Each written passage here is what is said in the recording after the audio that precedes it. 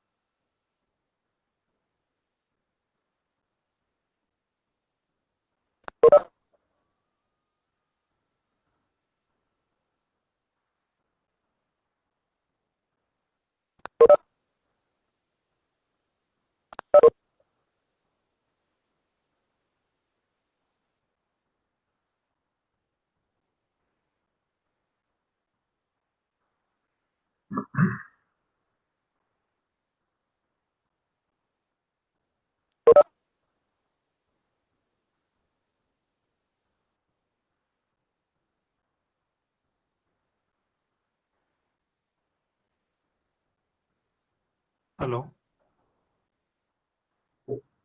Yes. Okay. Dear colleagues, I would like to check possibility to present my presentation. May I do it?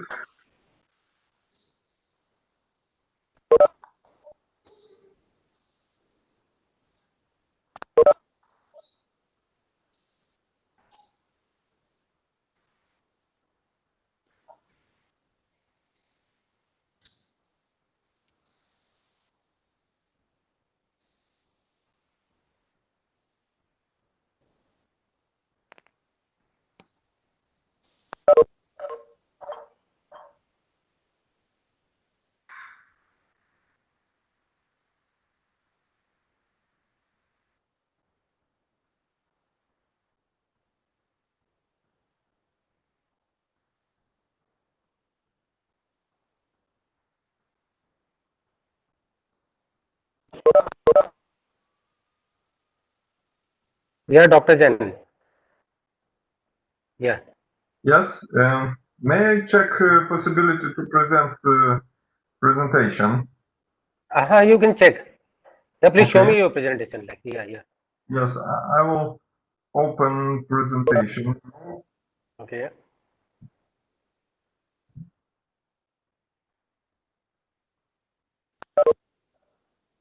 लेकिन विशेष आप भी एक point introduce करेंगे विशेष आपको link भेजिए तुरंत भेजिए sir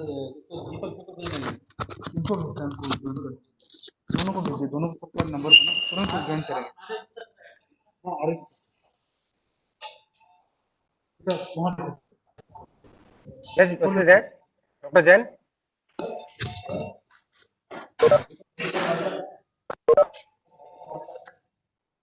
am I on Yes. Do you see? Yeah. Yeah, it's visible. Yeah, it's visible. It's visible. Yes. Yeah. Okay. It's perfect. Yeah, it's perfect. Now I make bigger. Is it all right? Pardon, sir? Is it all right?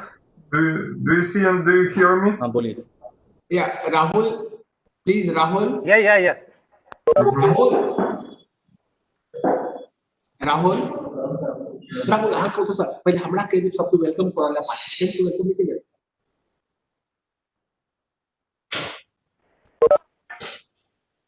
So dear colleagues, if I can start or maybe somebody starts. Just wait for 2 minutes. Yeah, wait for 2 minutes. First, we'll start the session. He said, I request you just wait for 2 minutes. Our Honorable Vice Chancellor is coming to welcome you and then you can start. Just wait only 1-2 minutes. Okay, thank you very much. Yes.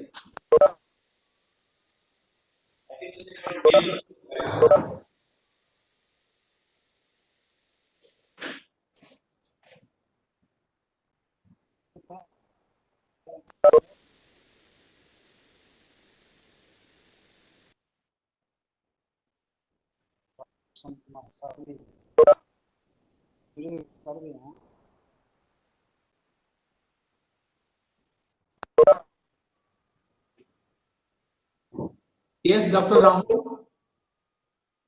Yes.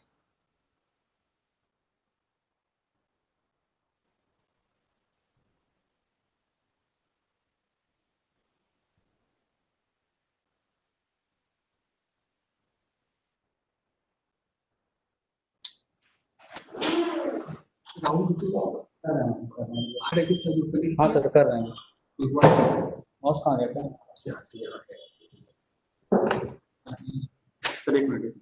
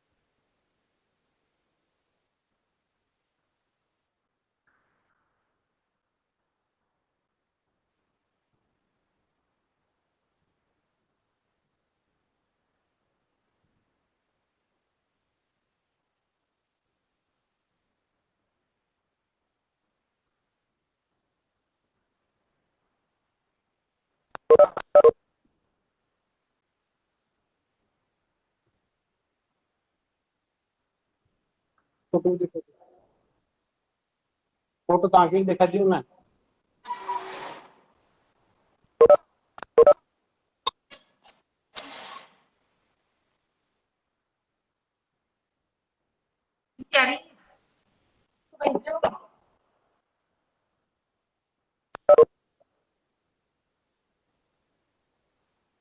Meeting हो रही है ना वो। अच्छा भाई सुन रही है शायद। Start my video. Start my video. कुचर कुचर कुचर कुचर। Hello. Yeah, Yes. please mute your mic. All the participants are requested to mute your mic, please. Hello, Dr. Rahul. Sir, we are awaiting Vice Chancellor of Rajasthan Technical University, Professor Dr. Ari Gupta sir, to join with us.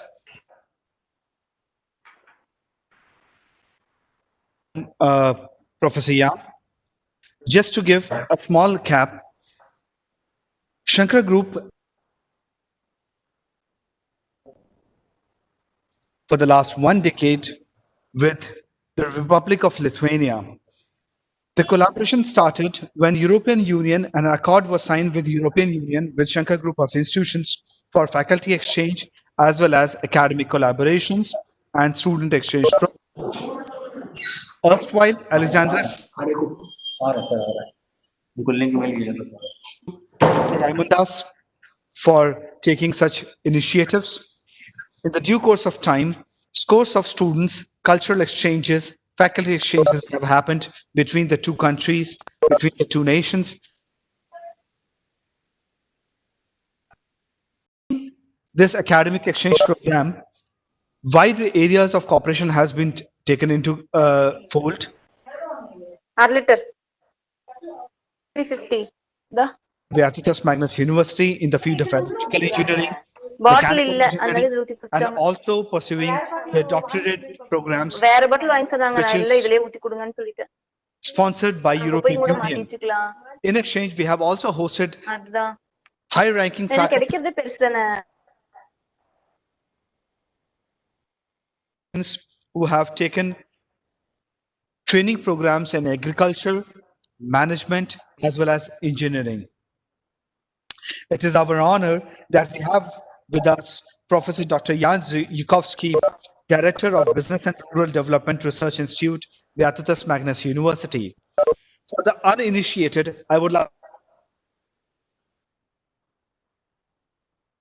Lithuania has a rich history of more than 1235 years as an independent republic, which has contributed immensely in the field of art, culture, agriculture, and not just Europe. As a reinvigorated nation republic, Lithuania today stands as a proud nation of the member of European nation and is contributing widely towards technical education also.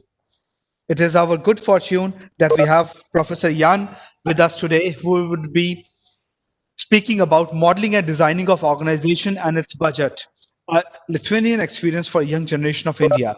But before we start the presentation, I would like to invite Dr. Sant Kumar Chaudhary, Chairman Shankar Group of Institutions, to formally welcome all the participants in this program, as well as Professor Jan. Dr. Sant Kumar Chaudhary, sir.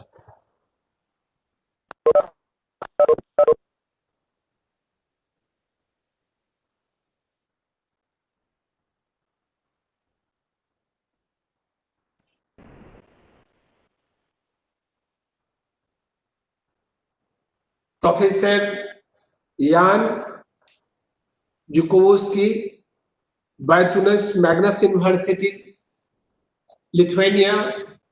We are grateful to you, and I feel proud to convey you that Shankara Group of Institution and Lithuania is having cordial relation, and we have exchange program for our faculties and students. Number of times your student and faculties came to Shankara. We have visited your campus, or under Erasmus program, this European Union universities supporting us, and we feel proud to convey you that more and more students will be going to your university, other university, and we are expecting same number of or more number of students and faculty to our institution. I welcome all participants. It's a great honor that Shankara Group of Institutions in collaboration with Rajasthan Technical University under TechUp 3 program, we are holding this management capacity development workshop. This will be for 2 days.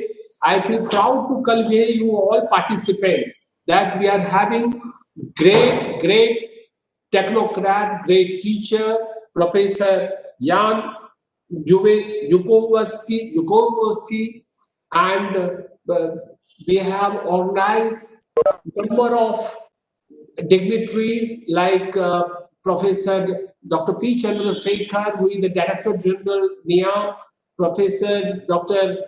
Glory Swarupa ma'am, she is the Director General of MSME, Sri Hukum Singh Meenaji, an IAS, and he is the Additional Secretary in Government of India, Sri Nasir Jaidiji, who is a prominent industrialist. So this whole session with the cooperation of all participants will be excellent, and we are grateful to RTU, especially Professor R.A. Gupta ji, who is supporting us, and with the support of RTU, Shankara is organizing this type of international level workshop. Once again, thank you very much to all participants. We are grateful, and we are expecting again and again your arrival to our workshop, seminar. And I would like to announce here that in the month of March 2021, 19th and 28th March, we will have Global Hackathon. And participants will be from 4 continents, and this will be in collaboration with the Rajasthan Technical University, sponsored by TechUp 3 program. Once again, thank you very much, and I'm grateful to Honorable Governor of Meghalaya, Sri Satyapal Malik ji, who has inaugurated this workshop in the presence of so many dignitaries, and especially we are thankful to Professor Jan Jukovsky. Now, formally, I request Jan Jukovsky to start the presentation. Professor R.A. Gupta wanted to welcome you, but due to some problem in connectivity, he is not in position to welcome you, but he will join later on. Now, I request Professor Jan Jukovsky to start your session. Thank you very much. Thank you very much, dear colleagues. I think that you hear me and you understand my English. I'm not the best in English, but I think that you understand me.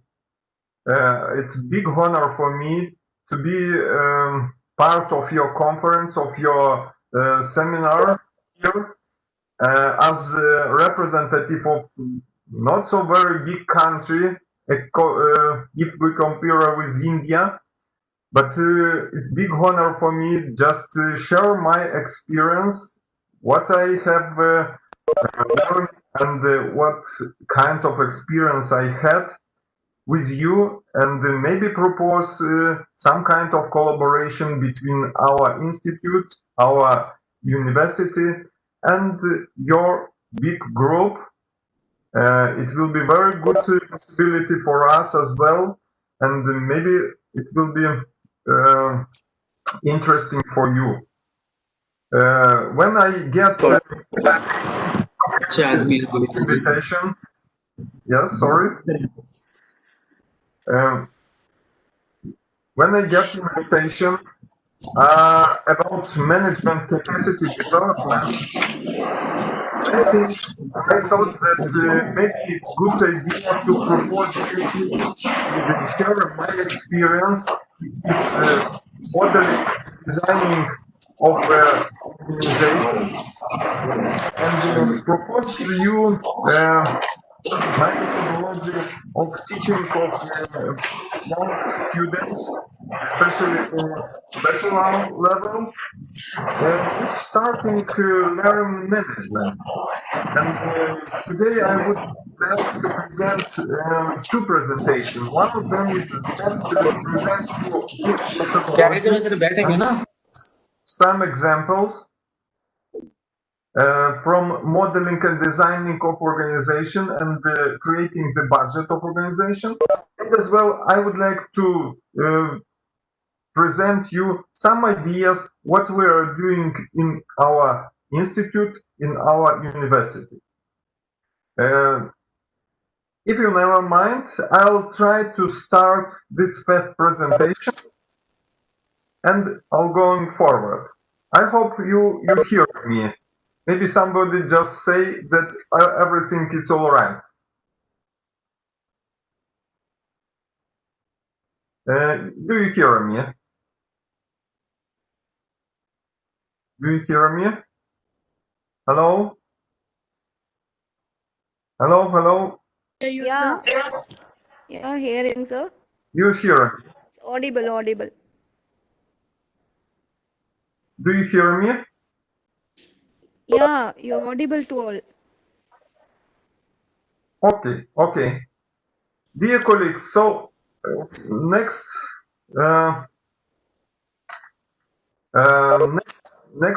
slide shows the content, what we're doing together with the students when we're learning management skills. So our students presenting this kind of presentation, which you see the content of the presentation. So first of all, they start to create model canvas. They discuss and propose the product, needs of market, main clients, and main suppliers.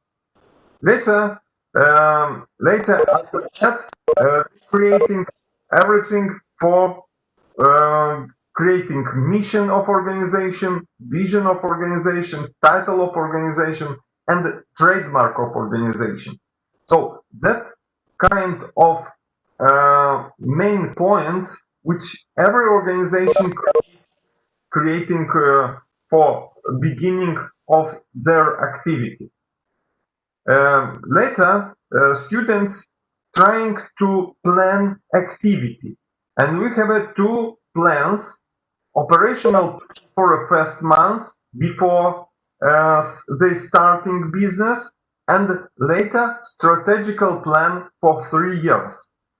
And we're doing it in a well-known Gantt chart, but as my experience shows that not so many students know this, and this is a good possibility to learn and to know how to plan exactly with using Gantt chart.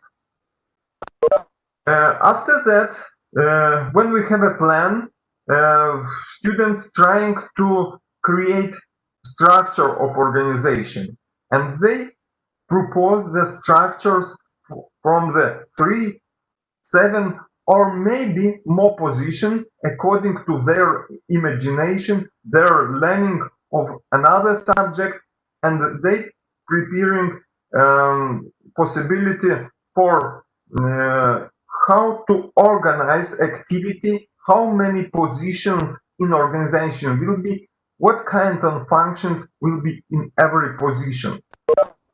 Later, we're trying to evaluate the value of the position in the structure. The value means what kind of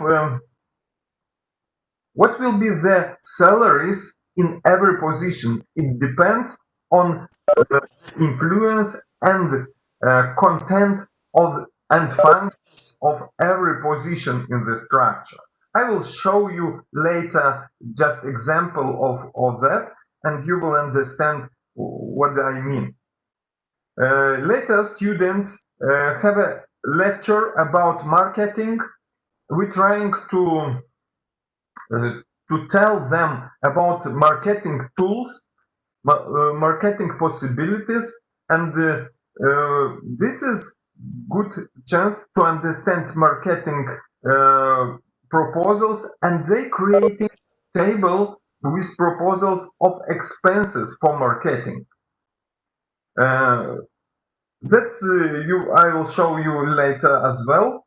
Credits, it means that oftenly students or businessmen going to get credits for their activity, and we try to count how much they need to have a credits and what will be the interest of the credits. As well, later we counting we counting amortization of main assets, and students trying to count how we can imagine what kind of main assets they will use in their organization. We counting amortization and trying to count it as a main expenses of their activity.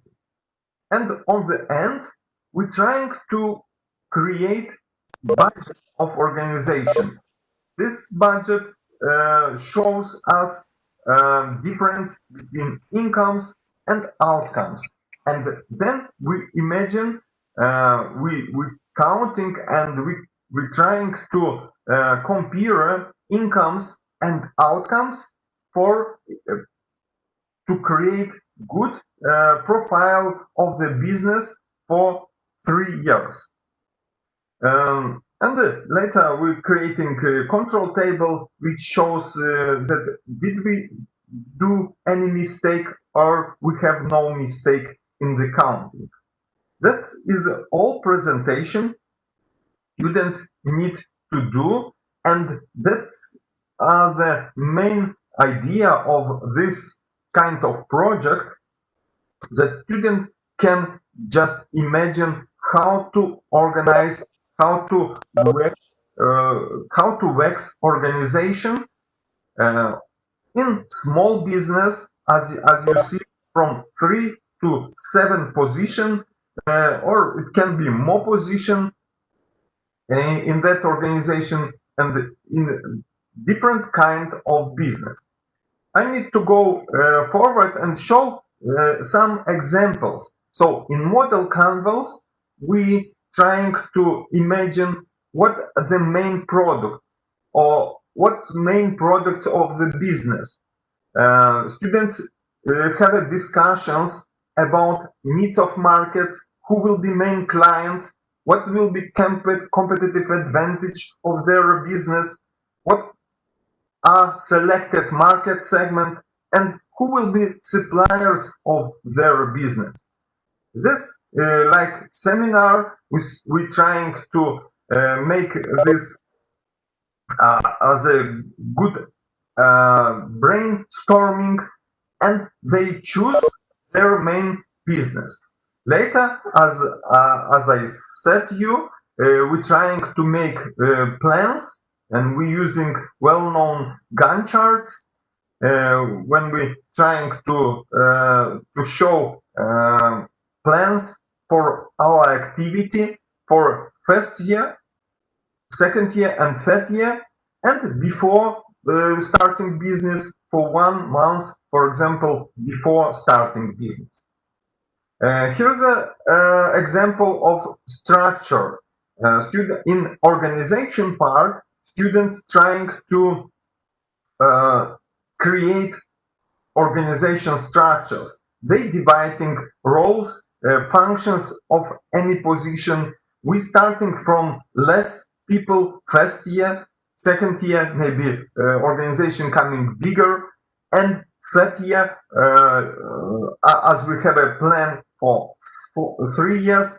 So we imagine that organization increasing and have a bigger business, and more position, more people will be involved to the organization. Here is you are the structure of workplaces and their relative values. Here's my idea how we can evaluate influence of every position, what is the value of the position for all organization. We're trying to be more democratic, that all positions are very valuable, and we're trying to count that all positions have an influence for value of the organization, for incomes of organization about 100%. We counting, we're trying to divide positions, and as you see, they choosing by themselves values for first year, second year, and third year, and all of them is 100. And we have when we have a budget of the positions, budget salaries per month, we're trying to count what will be salaries of every position in our organization. It's easy for us to imagine how much we spend for our what kind of expenses for salaries will be for in our business. I'm going forward just to show you the table of expenses for marketing. We're trying to make a plan for 3 years. We're trying to imagine and trying to make types of expenses, market research expenses, for example, advertisement in radio, in with leaflets, in internet, different kinds, and other expenses for marketing. We counting quantity, trying to find prices for these expenses, and amount of expenses we will spend per year, and second year and third year. That's helping us to make good planning for marketing. As I told you, we use a table for credit and interest. We're counting sum of the credit, what will be rate of the interest, how long will be credit term, and we're trying to count how much costs the credits for us per month, monthly, or per year, or 3 years. I wanted to show as well you amortization table. We choosing amortization of main assets. In my case, I just showing them that we're using, for example, main assets as server and computers, production equipment, renovation and building, and we're trying to count how much expenses will create the evaluate how much it will cost us the main assets in our business. We're doing it for first, second, and third year. And on the end of our task, we're trying to summarize everything in budget. And budget, as you know, is a difference between incomes and outcomes. And we're trying to see the business result, and we're trying to imagine that our business result is have a result, plus result, is we will trying to get profit, or in some cases first or second year, maybe in some cases we can have a bigger outcomes than incomes, and maybe we can tolerate this this kind of losses. Here's an example of our budget for 3 years. So in my case, I just choose computer business, and we try to imagine and to count how much we can earn from that business. First of all, we starting to count incomes, how much we can sell. In my case, well, computers, servers, for example. We can sell. We imagine that we can sell 130. Price is 2,000, and we counting how much it costs.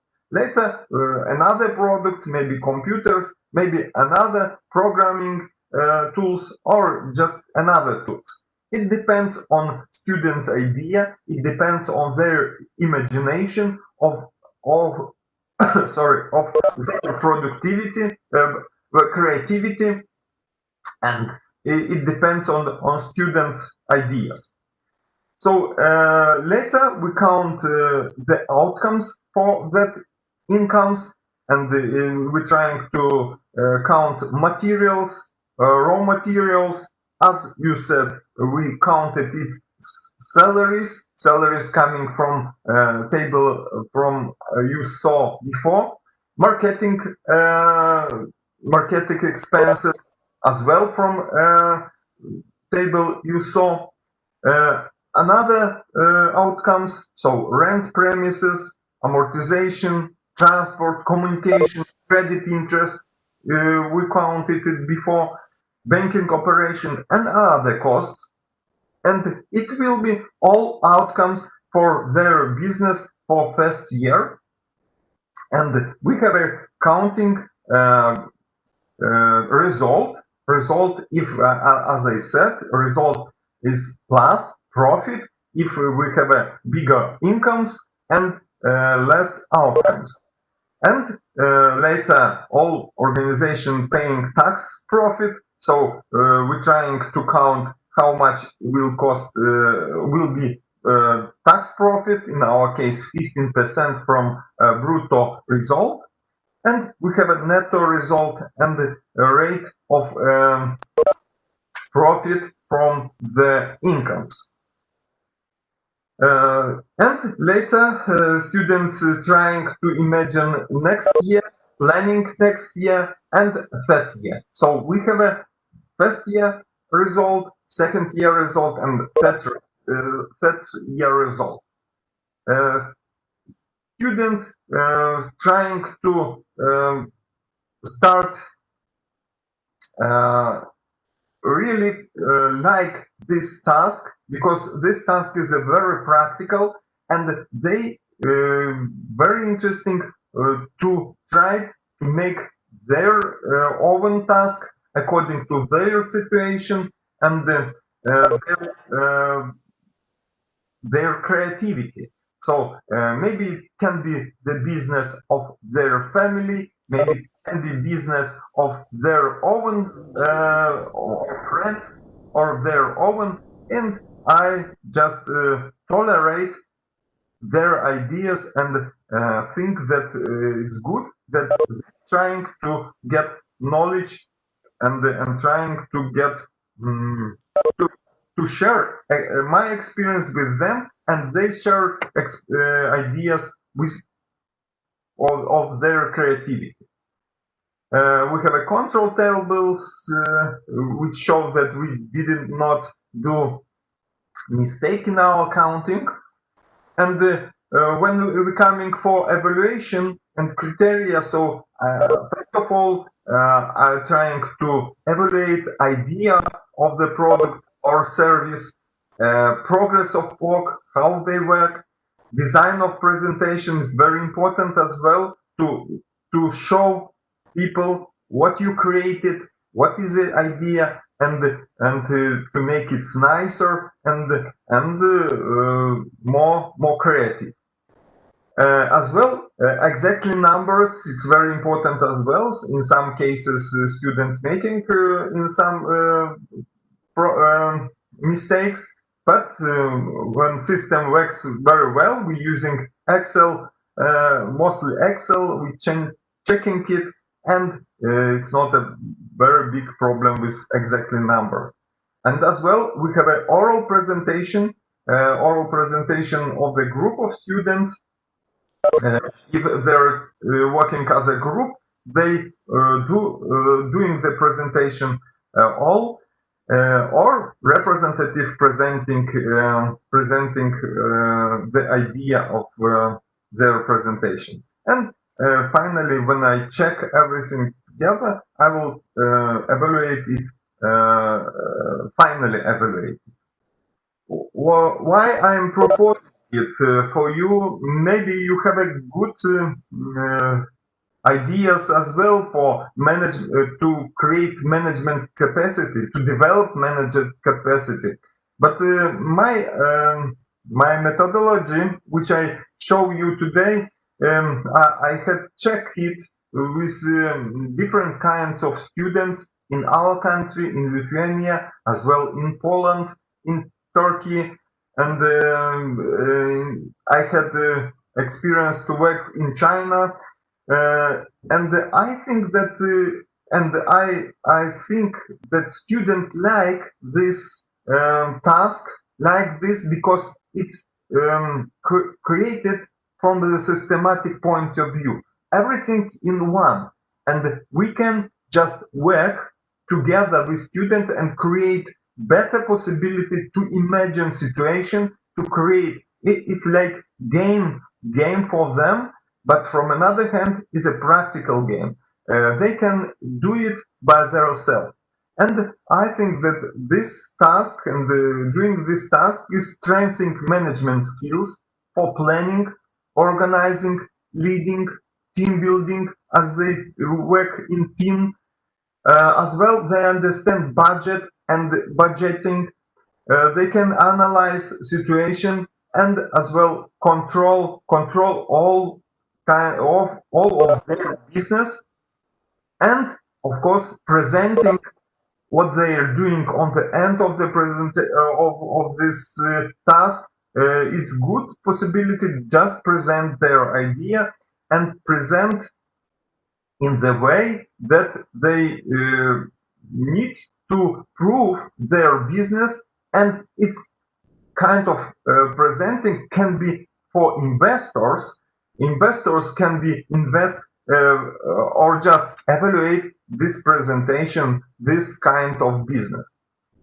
I'm finishing this part of my presentation, and I am always shortly just after students finish their work, I'll sending them for holiday on Caribbean, and now I have a possibility to send them to India. And as I just look at some nice pictures of India, I like very much.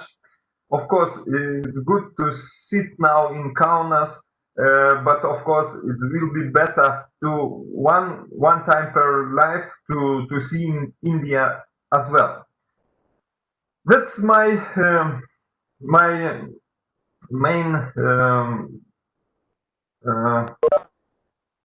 points.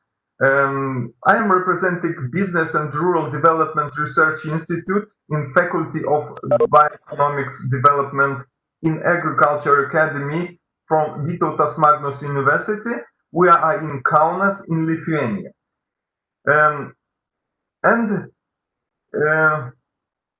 This is my, as I said, my first part of the presentation. I would like shortly to show you 2 or 3 examples of that kind of task. One of them is created by Polish student, another by Indian student. So I would like to show you. I just stopping this sharing, and I would like to open another. So, but before I would like to hear. Do you hear me well, and do you understand my English?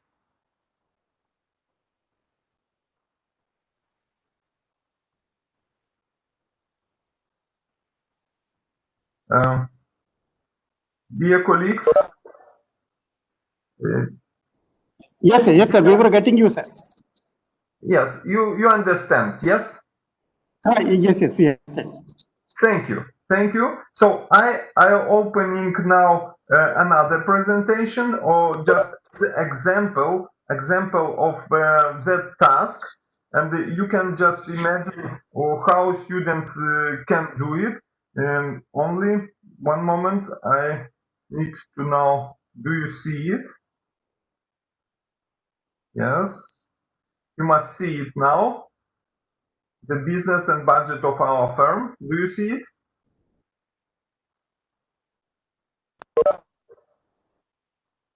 Hello, hello.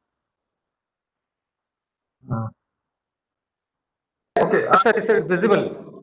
Yes. Okay. Thank you very much. First of all, I'll try. As you said, it was created by students of in Poland. They starting from content, their business content. Their product is leather bracelet, metal bracelet, leather bracelet with metal insert.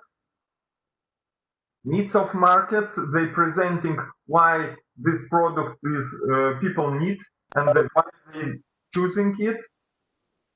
Later, they trying to imagine and to count who will be their main clients. Who will be their competitors, who will creating competition for them. They show where they will be, how they can be reached by internet or just in physical shop. They creating ideas for main suppliers. Later they imagine that leather supplier from China, metal from Russia, or different, maybe from India. They creating mission of organization, vision of organization. It's very interesting. They creating trademark of organization, and they have quite good ideas. They are creative mostly. Like here, they're trying to use well-known picture and use it with idea to have a that people find it and to understand it very well.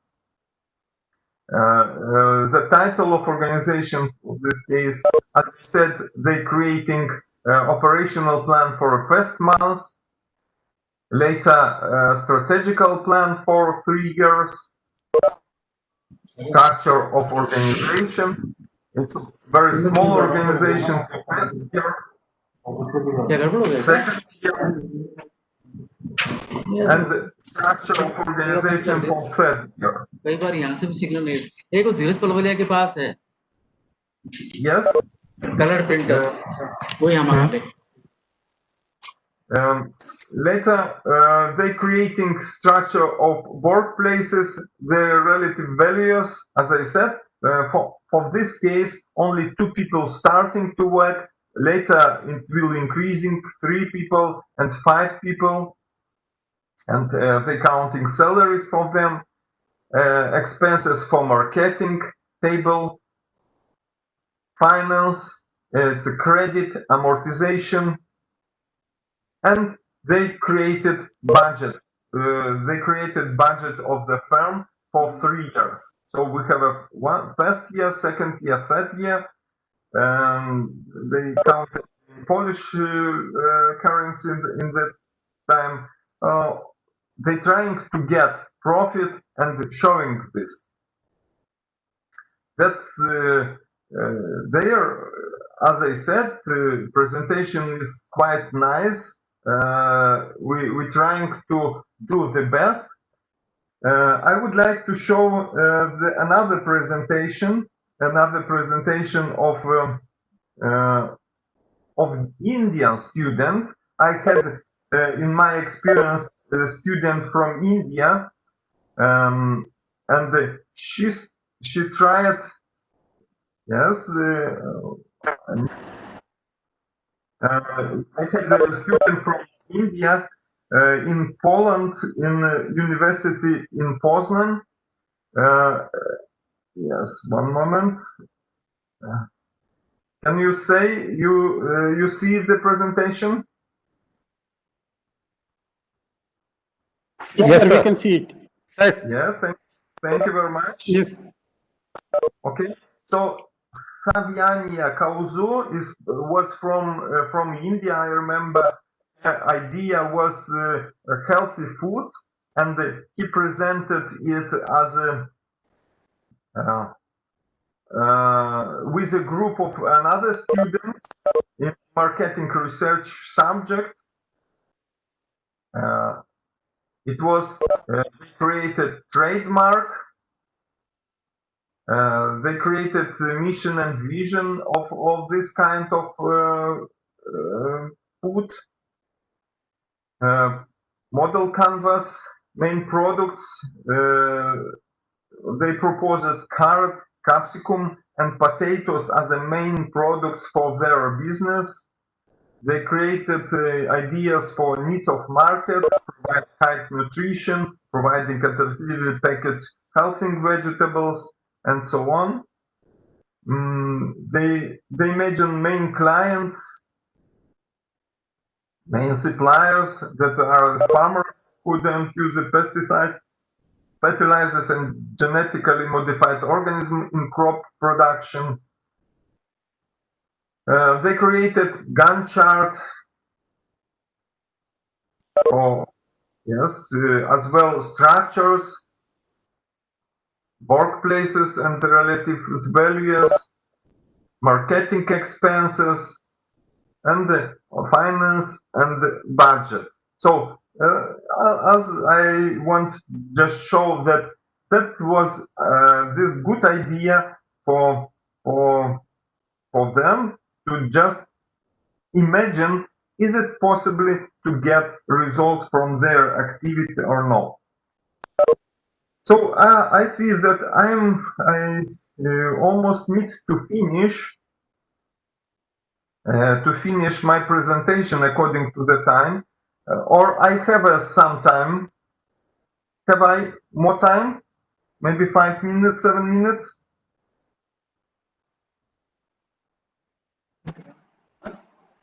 Yes, sir, you can have some more time. Our Honorable Vice Chancellor, Professor R.A. Gupta is here. He is listening you, and he is here to give you vote of thanks. So please continue for 2 minutes more, whatever time you require. Honorable Vice Chancellor is here. Okay, if I have, so I just go to the another presentation only shortly, because I have more example of this. If somebody will be interested on this, I will send you some examples, what we are doing and how we are doing, and we have a example, for example, for computer service, healthy fish food, greengrocers. It's different kinds of activities what young people can start after their education. So as a manager, I think that we're trying to get the best result after their finish university, when they can start work for their own businesses. Now I would like just to shortly present you some ideas what we're doing in institute and who we are. One moment only.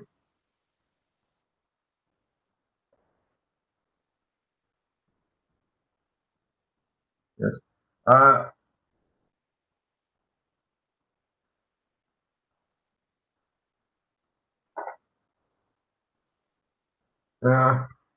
Yes, sorry, and then I'll be I share this my presentation.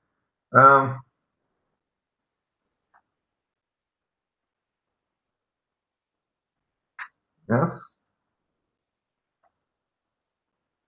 Okay, so As I said, I'm representing Business and Rural Development Research Institute in our Academy of Agriculture in Vytautas Magnus University. What is our university? According to your group, I think we are a small university, only 12,000 bachelor and master studies, more than 400 PhD students. We have more than about 50 bachelor and master study programs. We have different courses for students and staff exchanging with scholarship and other. We're changing with 60 countries in whole the world. We have people can learn about 30 foreign languages in our university. We have a double degree study programs. We accept and we inviting international students according to Erasmus Plus as Erasmus Plus partners. We have a bilateral partners studies.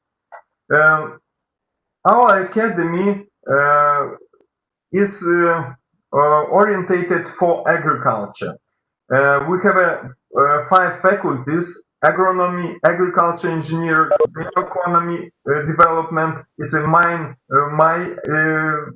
faculty, forest sciences, ecology, waterland and management. I just show my team from our institute. It's a young team, very attractive and very energetic team. And we have about 5 professors, associated professors, 14, some of them are from Poland. We have lectures, 7 PhD students, and we have about 38 students. We have all staff of 38 people. What kind of programs we have? In our faculty, we have accounting and finance, logistics and trade, and tourism industries. And as well, it's in bachelor level, and as well, accounting and in master level, accounting and finance, rural development administration, business logistics in English, agriculture economics, agricultural business management, and agri-food business management. We have students from different countries. As well, I said that mostly our students from Nigeria, from Africa, from Congo. As well, we had students from India, Nepal, and Turkey. In Erasmus studies, they coming for long time, for 1 or maybe 2 semesters. Main direction of research, development of agriculture and other economics business organization, integrated development of rural areas. That's our main direction of our activity. Only maybe I have more ideas about it. We're using European Innovation Partnership tools for our research. So in some cases we're using different kind of sources to finance our projects. I will send this information for Dean as a and you will be able to understand what we're doing more exactly. Only this thing, what I want to present, that we have an academic journal which is on Claritative Analytic Web of Science without impact factor, and this journal is published quarterly, March, June, September, December. As well, we think that it will be possibility to make conference in 2021. It will be Rural Development Conference and which conference is quite big, and we think that it will be a good possibility to meet from India people. And as well, I just look what Lithuania and India doing now. So I found that there is a forum, or Lithuanian in India forum. It's mostly for cultural, for some kind of possibility for business. It's exams of Aragetram, and as well famous dancers from India coming to Lithuania. As you know, that Lithuania is quite small country in the Europe, near the Poland, near the Russia, but we have a quite good possibility to develop, and we always asking people. We can propose for our partners ecological project from grain, milk, meat, confectionery sector, bakery sector, apiculture, mineral water, and beverage. As well, very interesting with Indian products. It's we trying to find that we can buy from you mangoes, guavas, bananas, leather product and textile, chemicals, pearls and jewelry, computers, programming service and technologies. What your group, technology group, doing? And one more thing, what I just found in that very close languages are of us. Old Sanskrit and Lithuanian languages has a basement, the same basement. You see the one sentence which you can read it in Sanskrit, but we understand it in Lithuanian. Very strange, very difficult to understand, but that is, you see, if you can understand your Sanskrit, you can understand Lithuanian as well, because it's a background that Lithuanian language is the oldest language as a Sanskrit in India. And for end, just welcome to the Lithuania. Our not so very big country as your great India country. We have a nice places in Farmstead. We have a nice places near Kaunas, and as well near Koronian Lagoon, which every who come to Lithuania must visit this nice place. So thank you very much for your listening. Here is my requisites, and you can find me in internet, and you can just ask me for possibility for communicate. That's my best wishes for India, for Shankara groups, for all professors and teachers. I know that you working very hard, and I wish you my best wishes for your success. Thank you very much. Thank you very much, Professor Jan. It's a great honor for Rajasthan Technical University and Shankara Group of Institution that you have given this much time, and now it's open for participant. I will request Honorable VC Sahab to wait only 2 minutes. It's open for participant if they have any question.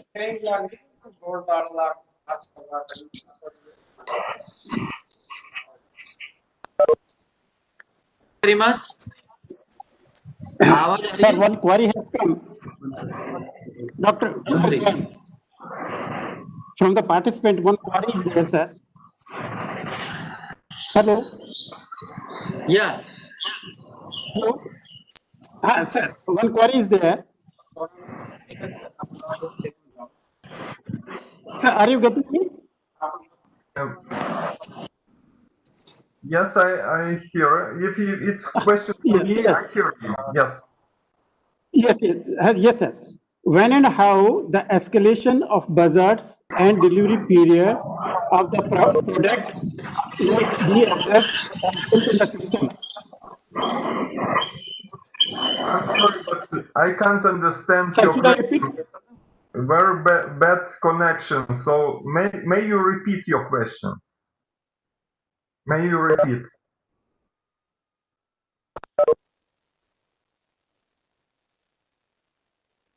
I'm sorry, but I don't understand the question.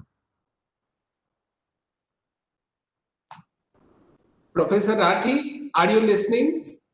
Sir, sorry to intervene. What we can do is we can record the questions of the participants and we shall communicate via email to Professor Jan Yukovsky, and he can send us the replies for further collaborative efforts later on. Sir, it's an honor.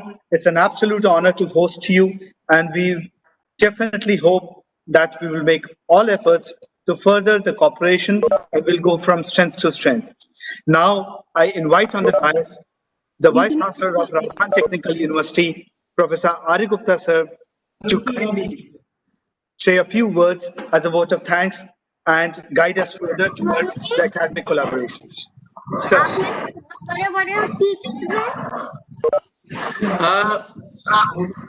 First of all, you ask all the participants to mics.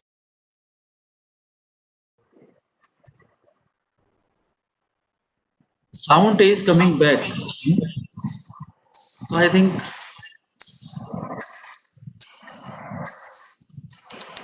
Chaudhary Saab, something is going wrong. It's not connected properly. Yes, sir. I will take care. Immediate I will do. Arif, सबको stop करो. Mute कर. Unmute कर दो. Unmute कर दिया है. Sir, now you can go ahead. Honorable Vice Chancellor Saab, now you can go ahead. Yes, sir.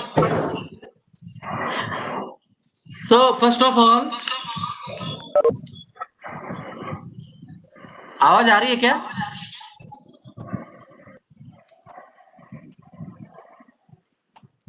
Ji sir, आवाज अभी बिल्कुल क्लियर है. आप So, first of all, आपका आवाज क्लियर है. Okay. So, Professor John,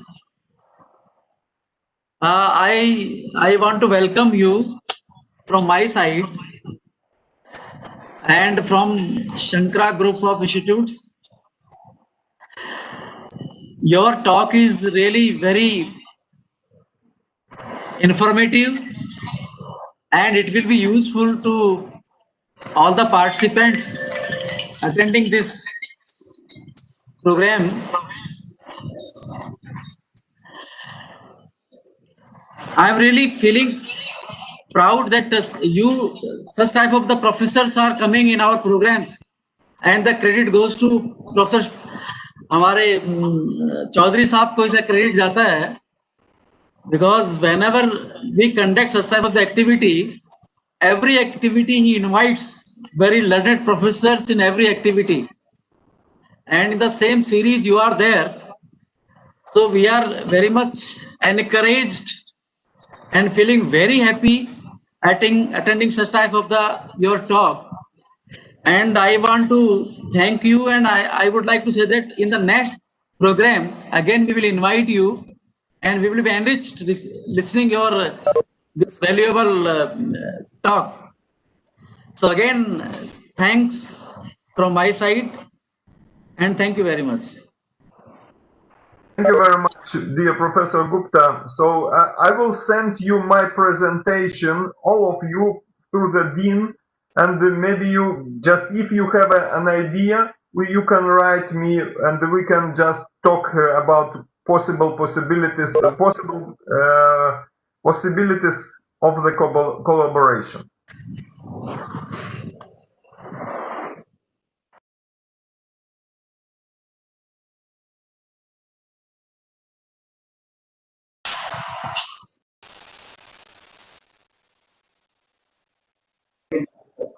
So thanks a lot to Honorable Vice Chancellor Sahab, Professor Ari Gupta ji. What you said, it's not only Shankara. Shankara is your baby.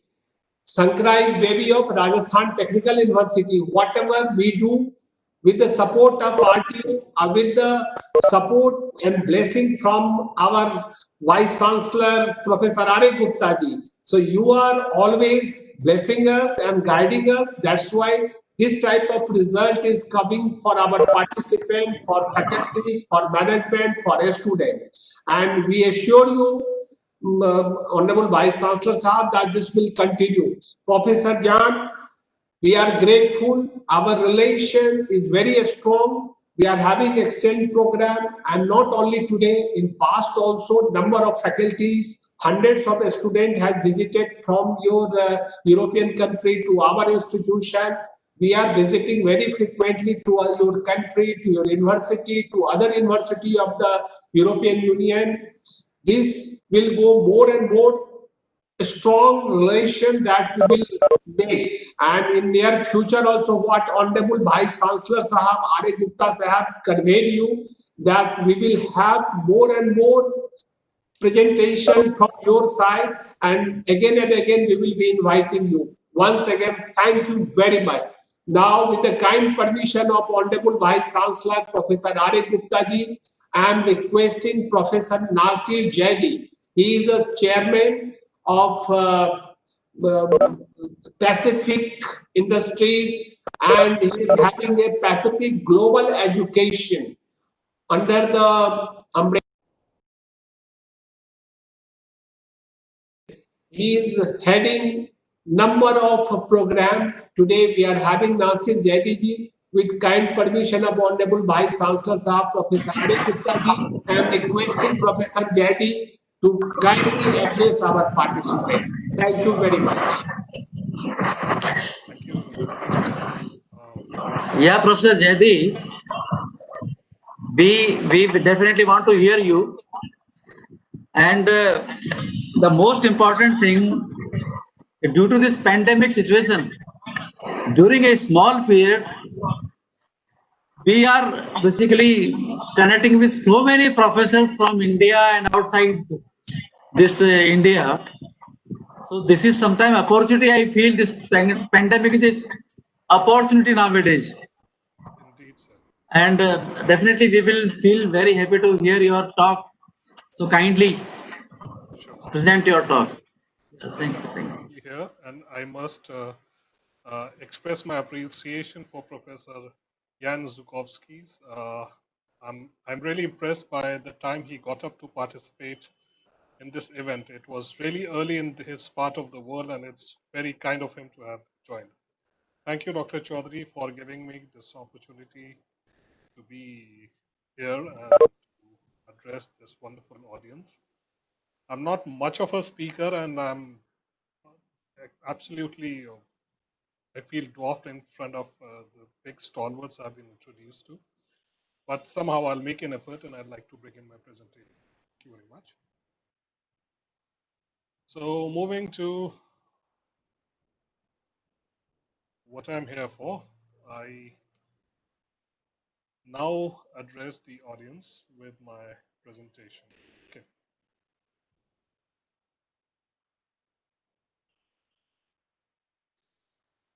So the subject, as mentioned, is management capacity building, and I would like to focus upon travel and aviation industry, for which I have some kind of experience for some time.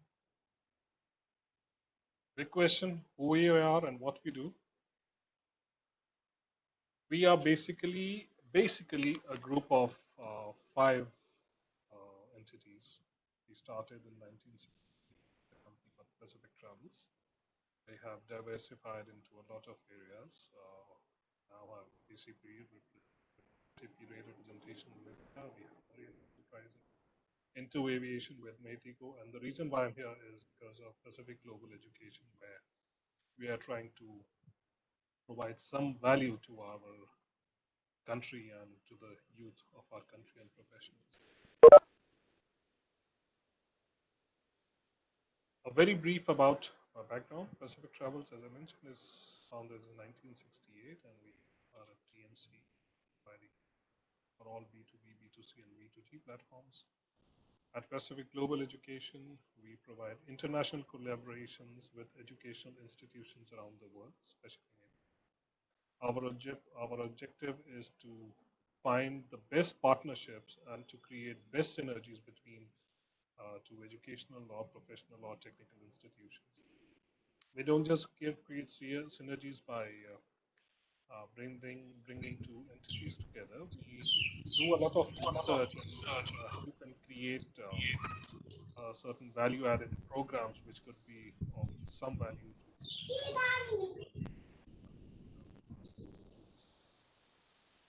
ACP Rail is again a worldwide aggregator of rails, and we provide all the rail connectivities to all the TMCs around the world, and we are lucky to have this representation in India.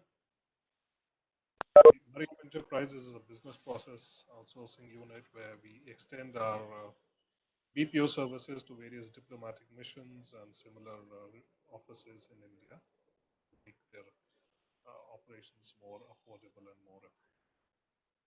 Our aviation arm, Mehico, is we do aviation with regards to their scheduling and operations in and out of India, which is a very big field. And all this we've been doing with this for last almost 53 years.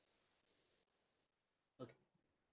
The subject to begin with, I'll like to make it a little more less boring and a little more interesting, and I'll begin you with a little AVP.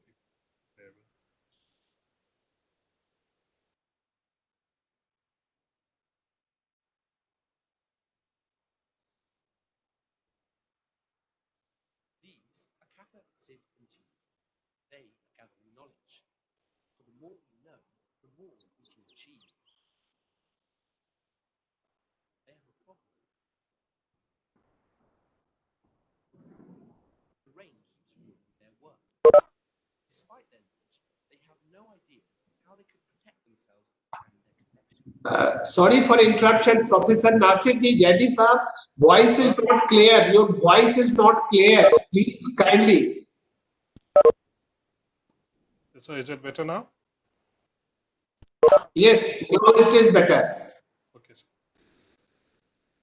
Someone has to head out in search of new experience. For development requires new knowledge. Along the way, Kappa meets other people. Together, they talk over their problems and look for solutions. Sir, more volume is required. Volume is required. It is not audible. Very less volume. Closer to microphone. Now, they can apply their new knowledge at home. Kappa, Sid, and T are protected by the umbrella, but, on the whole, it's pretty impractical for everyday use. Suddenly, an idea occurs to them. The umbrella principle could be used in a different way and developed further. Now, Kappa, Sid, and T are finally warm and dry.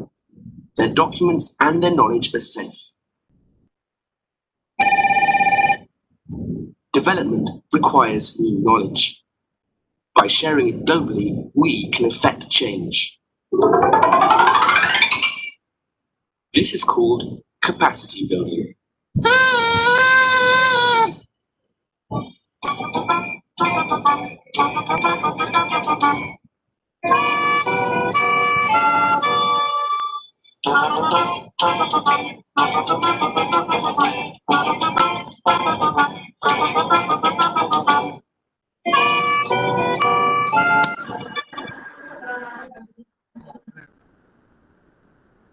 Subject now, it's a very wide subject, and I cannot use any specifications because it's something which we have the world running around on. I mean, I'm just sharing the basic concepts and the basic foundations for capacity building. I would not be very specific with regards to the management side of it.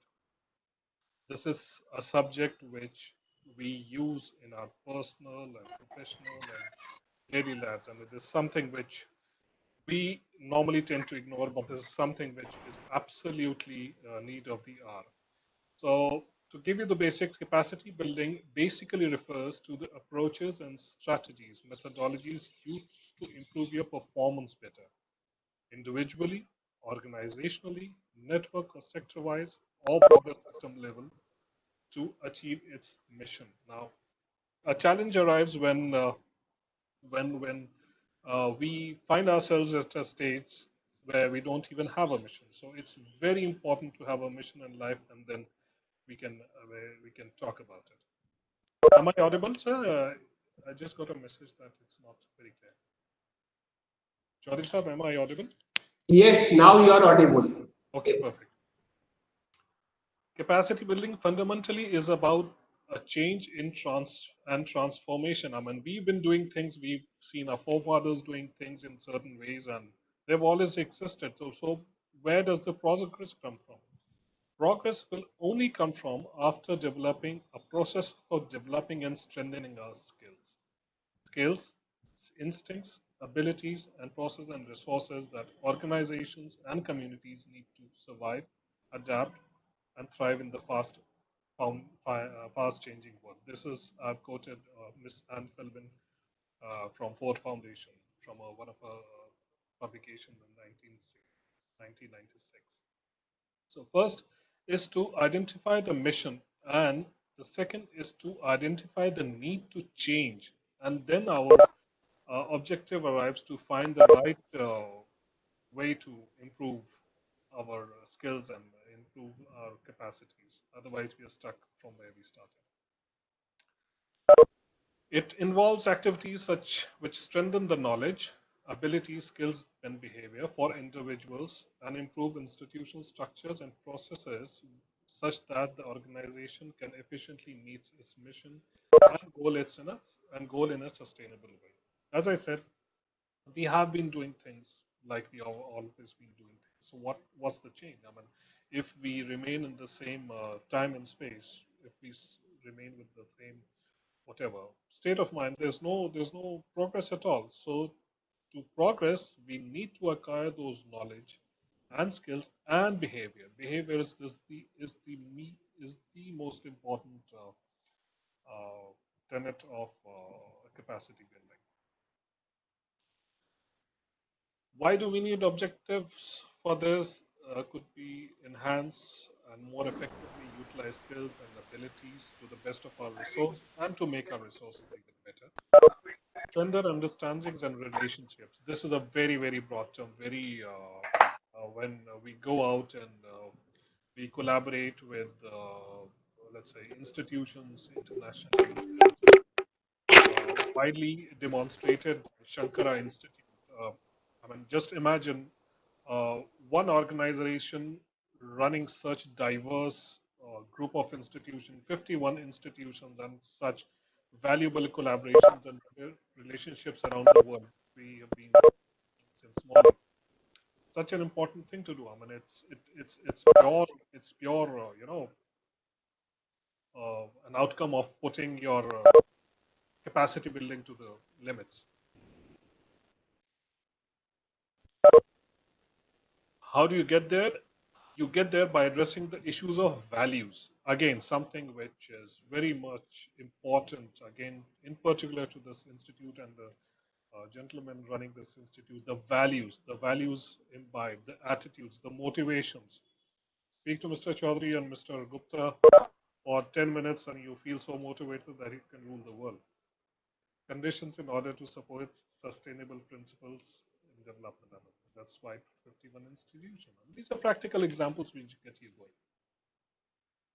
Broad-based participation, you could be a town-specific organization, you could be a local household, you could just be an individual and be there forever.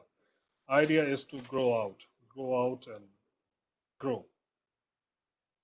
Building on local capabilities, how you do that, because eventually it's you and your capabilities which are going to be put to work, and that's how you're going to excel. Nobody's going to fight your war battles for you. You need to identify your strengths, you need to identify your opportunities, you need to identify the areas you can excel in and work accordingly. It's an ongoing process of learning and adaptation. It never, ever stops. It never stops. Take it from me. Okay, why doesn't it come naturally? This is a very simple question, but it's extremely important. I mean, quite honestly, it just came to my mind this morning that why it doesn't come natural? Because we don't feel the need to recognize this. There's no recognition. Secondly, we are unaware of the options and resources. Like you have been traveling on a particular route for last 10 years. You're probably used to it. I mean, it's something which you're so used to. You can probably never think of. I mean, I being in Delhi, I take a certain route and travel to my office for every day, like for last 20, 25 years. And there's a metro running right there. I mean, I got so used to it because I was just so comfortable, and I never evaluated the option of metro. Today, I use a metro because it saves me at least 50% of the time which I was putting in my travel. Excellent option, but I never evaluated it. Lack of strategy. Yes, this is something which we normally get stuck up on. Now, you have your mission, you have your skills. Now, how do you get there? This is something which you need to have assistance upon, and you need to consult and develop from experts or from teachers and from institutions. They can help you do that. At times, we can get extremely unrealistic. I'm not saying that being ambitious is not good, but being practically realistic is something which can get us to the good results. Time and money, especially in terms of the Indian environment and socio-political systems, at times it does get challenging. I mean, we are lucky enough to be aware of these options where we are able to discuss these subjects, having such an audience sitting in our offices or homes. But imagine somebody who's still there in a village with probably no electricity. We can't even imagine him having an internet connection. I mean, it's a challenge for him. It's a challenge for him to be here. But luckily, the way things are moving, I'm sure that we will be in a much, much, much better space and time.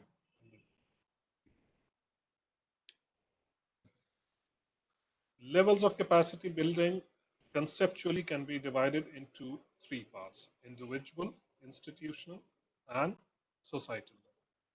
First of all, we need to identify the capacity building of ourselves individually.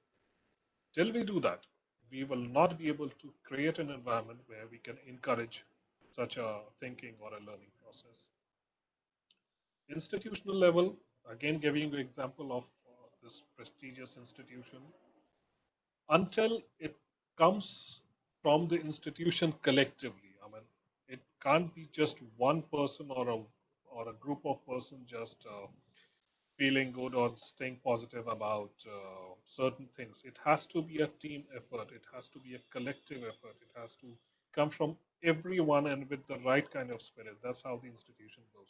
And when I say institution, I don't just restrict myself to an educational institution. Institution could be your office space, institution could be government, institution could be educational institution. I mean, anything that you can institutionalize. I mean, it's a very broad term. Societal level, we've seen communities growing, we've seen communities prospering, we've seen families prospering. I mean, just look for examples around yourself. There are so many examples where people from humble backgrounds have done such brilliant progress. I mean, there's so many examples just around you. I can give you the example of Singapore. I mean, just look at the country where it was almost 50 years, and today where it is now. No natural resources, nothing, just a tiny island, and it's come up. It's come up as one of the most progressed, developed, and advanced countries of the world.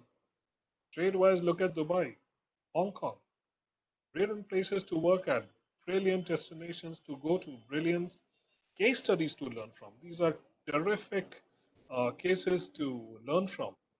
That's again a society development. Coming to my area, what I do and what I've learned.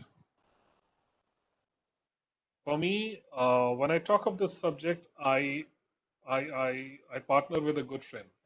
I call it technology. We are in a stage, we are in an era where we just can't do without technology. I mean, look at this very moment, this very second now. We are all connected together internationally, discussing some very important subjects from some very important people at a very important event. How does this happen? This is technology. Sharing my travel background, we need to handle a lot of data. It's just huge. It's just huge. I mean, what you may or may not be able to acknowledge or kind of pay attention to, but every detail about you matters to us. Giving it that example of a simple travel, let's say somebody traveling from Delhi to Jaipur, how important is that? Just a flight ticket, you go to any website or you go to travel agent or you go to an airline to the airport, buy a ticket for 2, 3, 4,000 rupees and you travel. But to make you travel, we have to make sure that your flight should be available, that at that particular time, when a passenger is traveling, meal should be there. What can be the behavioral or whatever sociological backgrounds of the travelers? If it's an early morning flight, maybe it's a business traveler who would want a quick meal, a heavy breakfast. Or if it's an afternoon flight, maybe it's a family traveling together. Maybe it's people going to join a family event. Maybe it's some emergency. What aircraft we need to put, what size it should be, how many business class or economy class seats should be there, what should be the correct spread, how much should we price it at?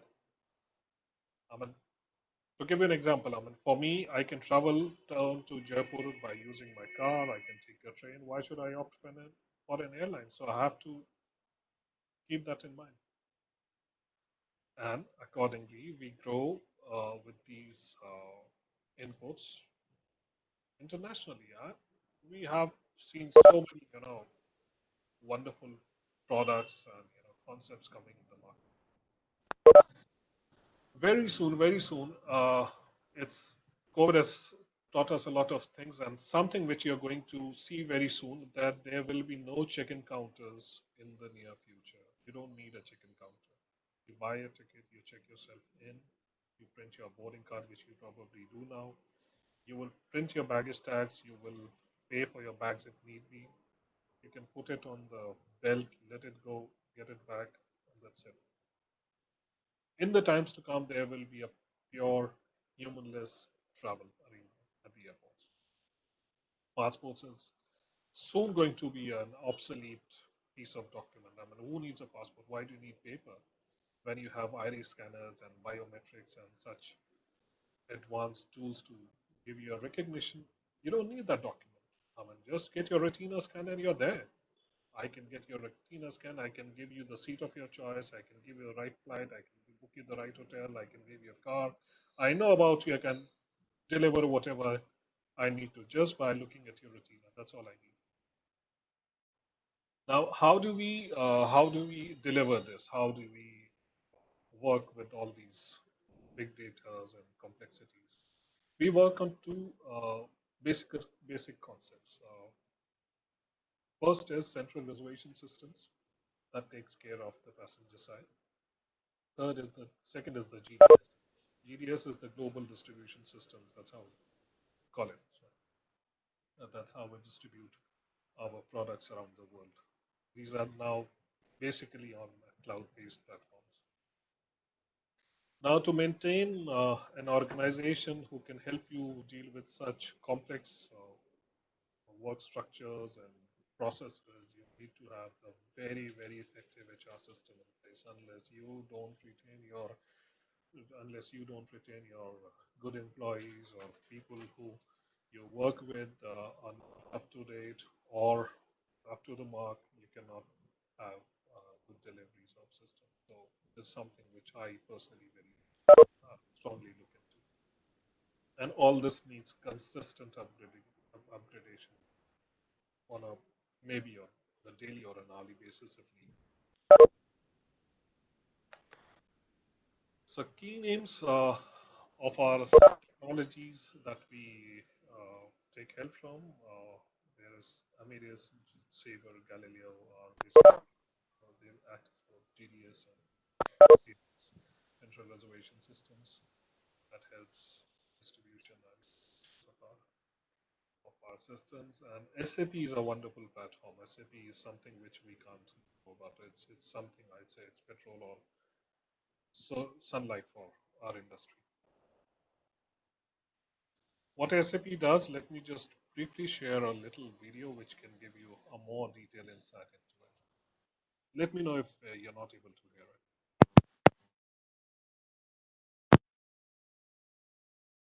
SAP Concur, supporting your managed travel program is our top priority. You told us a great user experience is critical for adoption, and we're delivering. We've completely redesigned our mobile app from the ground up to offer the best shopping and booking experience. Soon, travelers will move through the shopping and booking process even faster. They will easily discover and book the flights that work best for them and are in policy with just a few taps. Plus, we've simplified the hotel booking process. With a quick search, travelers see suggested results that meet your company policy. They can even use a map to find a hotel near the office. The result? A travel app with a great user experience that employees expect and actually love to use, all of which drives greater adoption. Next, we tackled one of the biggest challenges to hit managed travel, the explosion in new branded fares. We worked with nearly every major airline to help your travelers see exactly what they're buying, so there are no surprises when they get to the airport. You also told us that employees need to find the best rates. So, we added new partners to deliver the most options at the lowest prices. And now Concur Travel is the only corporate booking tool in the world that gives you the option to make Airbnb available to your travelers while keeping you in control of your policy. And the checkout experience is about to get dramatically more efficient, allowing travelers to book with just one click. We also know employee safety is one of your top priorities. Concur Locate customers can now push alerts directly to employees and begin two-way communications. So your travelers are only a message away from help when they need it most. There's no other solution like it. We also heard you wanted greater visibility into direct bookings without encouraging. TripIt Pro, part of our TripLink offering, does just that. TripIt Pro is one of the most beloved consumer travel apps, considered a travel program perk, used by employees because they love it. This gives you the visibility you need to manage bookings that might otherwise go unseen. This year, we launched a series of new features to assist travelers throughout their trip. Before they leave, Go Now keeps an eye on live traffic conditions and sends alerts when it's time to head to the airport. Once there, travelers are automatically pointed to their gates, then guided to the shortest security line. After landing, interactive airport maps get travelers to connecting flights fast and find anything else they need along the way. On arrival, we help travelers with a full list of ground transportation options with just a tap. These are just a few things we're doing at SAP Concur to help you deliver even more value with your company's travel program. So imagine now how difficult would my world be a platform to help me with that. It may look very simple when being presented on AV, but look at it when you need to deliver all these services and the coordinator of these services when you're sitting at the back end, how challenging that can be. I mean, imagine giving the information that how long will a person take to reach his or her hotel upon arrival, something which is very important, very useful these days, and how difficult it gets. The point is to get how important it is to have these platforms helping you out.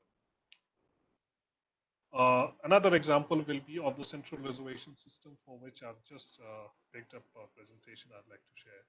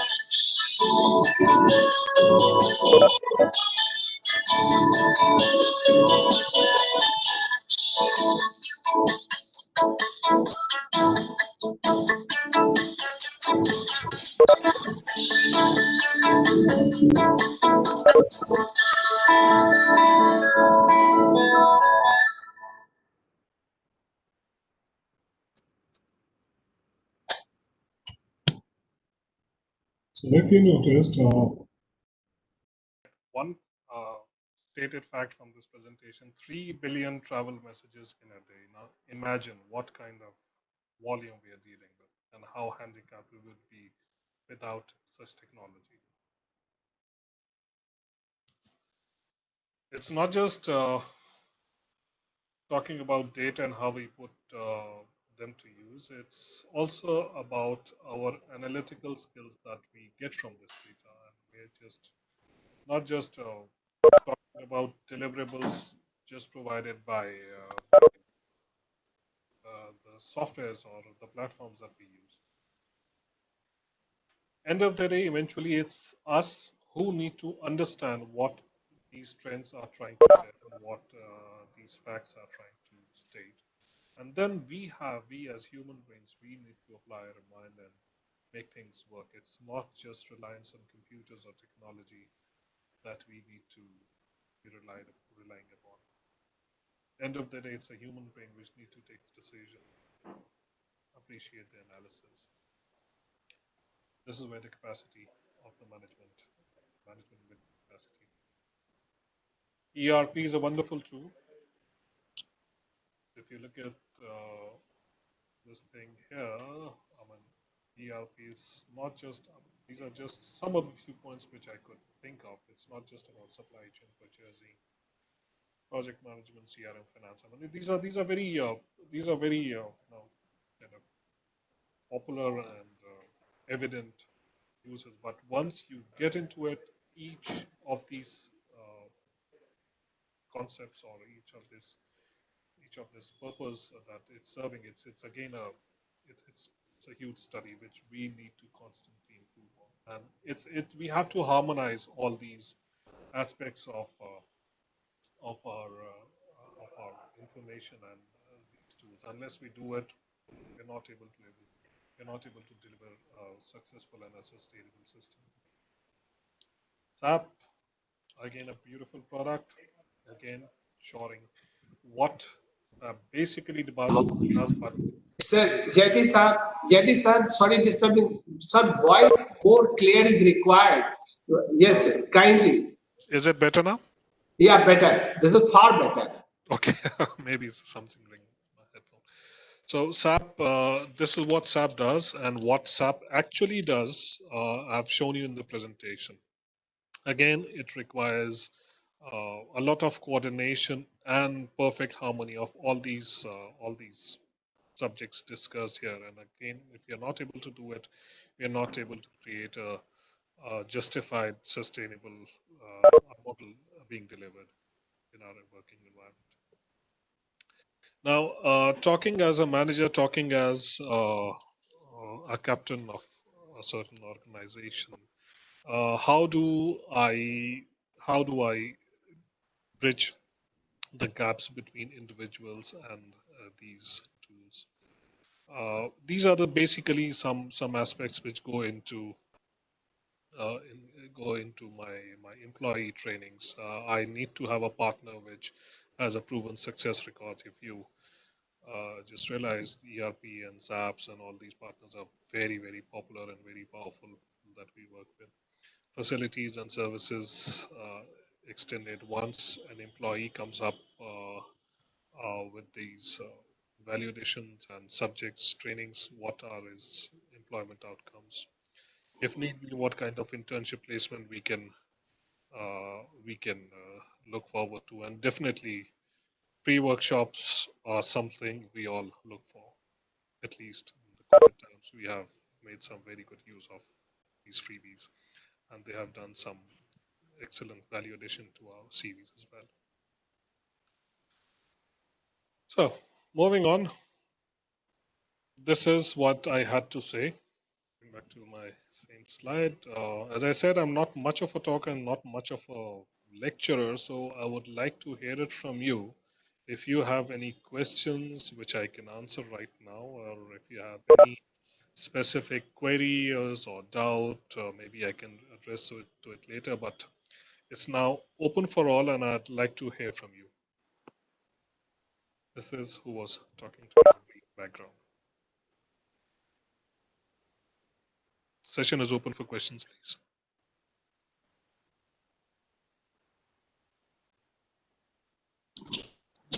Yes, dear participants, if any of the query is there, you can just put to Professor Nasir.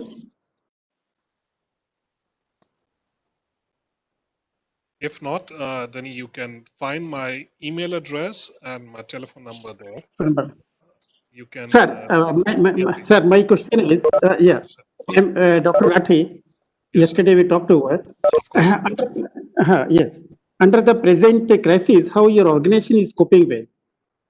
Because the entire travel, industry, hospital and industry under very much under crisis. How your employees and how you are as a leader coping with the situations, and what management practices you keep in mind while dealing with this situation? Wonderful question, sir. When the COVID crisis had begun, when we entered our first lockdown, everyone has WhatsApps and everyone gets these early morning, good morning messages. I get too. So I got a wonderful message right at the beginning. It says, when fishermen can't go to sea, they mend their nets. जब आप समंदर में नहीं जा सकते, आप अपने जालों को ढूंढो. So that's exactly what we did. It gave us an excellent opportunity to introspect, to analyze, to improve on things.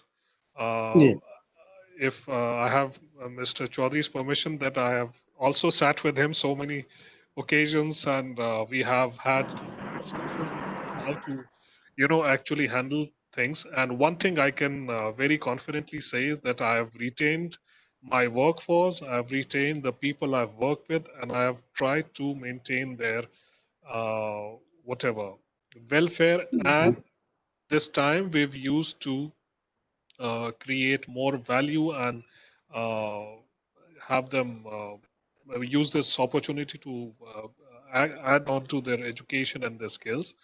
Technologically, we have moved on majorly onto cloud-based systems. We still talk to our clients. We still talk to our suppliers. We still talk to our associates. We have regular meetings, and it's all on cloud. And we find a perfect productive ecosystem now in place, which we are able to handle.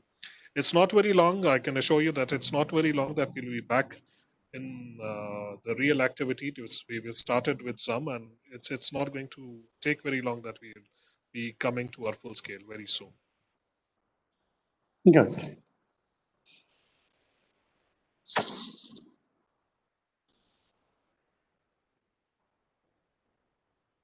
Sir, second question is, what about the collaborations? How we can proceed? So for the collaboration, how your organizations take care whenever they go for a collaboration with educational institutes? Parameters, yeah.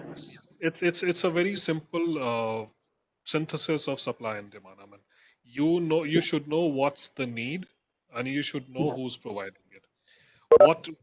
how we come into the picture is we don't just give you a relationship or a handshake which is for the existing times. Okay, you need a glass of water. I had someone give me a glass of water. But my objective is to identify the need that you will be needing the glass of water again after 1 hour. The water should be hygienic. It should Yeah. be up to the whatever health standards, and it should be a regular supply. So I don't just restrict myself to getting a handshake with just a need and a supply and getting the two together.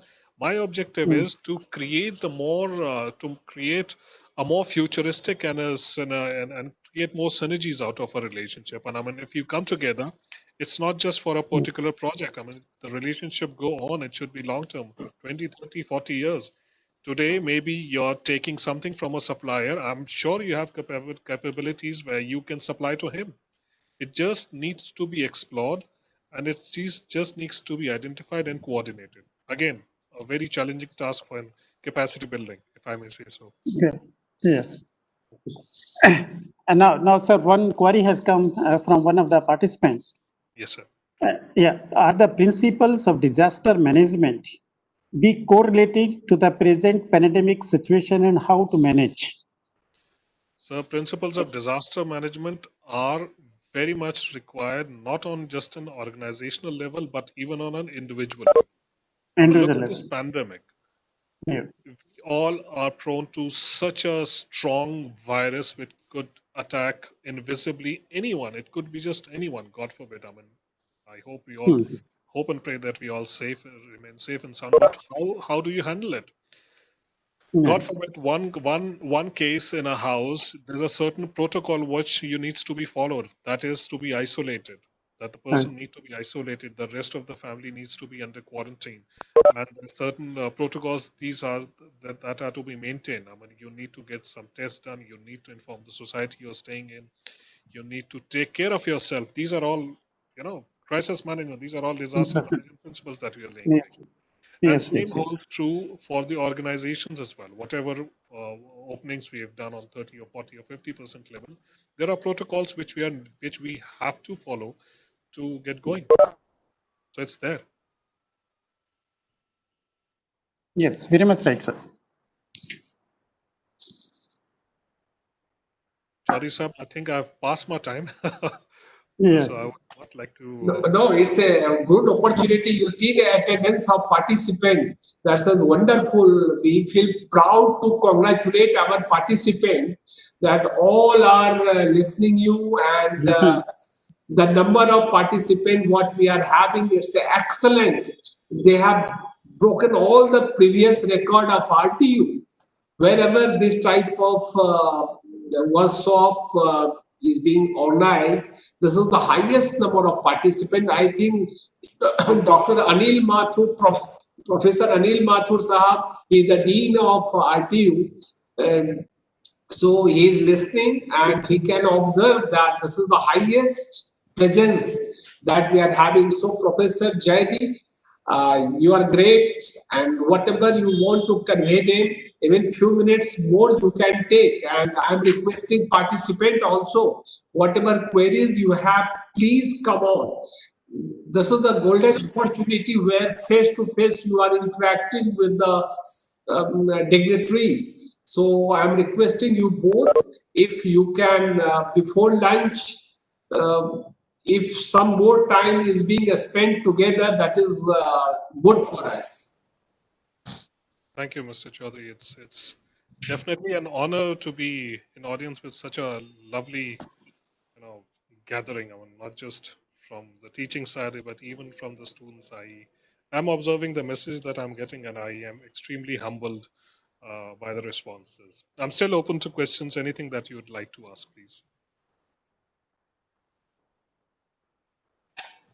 If not, then I'll be happy to share this presentation with the officials of the organization, and you can find my telephone number and my email ID. Feel free to shoot me any query or let me know if you need help with anything or you have any questions. I'll be happy to answer. I may not be able to take your calls very effectively, but I can assure you that I'll definitely call you back. It would be wonderful if you could just drop in a message that why you called, so I can arrange for a call back, or I can call you back personally. So I think that's it for now. Thank you, Chaudhary Saab. It's for giving me this opportunity. It's such an honor. Such an honor to be here. Oh, 1 minute. Professor Atliji, do you have any queries from participant? Rathi Saab, anything? At the moment, I have not received any query. But whatever queries were there, Yes. I mean, sir has well taken up and well conveyed to the participants. Okay, so thanks a lot to Professor Nasir Jaidi Sahab, all participants. I think this was one of the best time we spent together. So now I can announce for lunch break, and most probably, Rathi Sahab, is it 3 p.m. that we are coming back, or 3:30? 3 p.m. 3 Yes, p.m. yes, sir. So Three. Yes, all, yes. all participants are invited to rejoin at 3 p.m. So thank you very much, all Yes. participants. We are grateful that you are giving a great support to this organization, Shankara Bhupop Institution and Rajasthan Technical University. And once again, I'm grateful to Professor Nasir Jadi Sahab. I will be inviting you again and again. You are very kind to Shankara. You visited our other event also. Once again, I will be hosting a global hackathon where we are expecting participants from 4 continents. So number of countries participant we will be expecting with your kind support. Once again, thank you very much.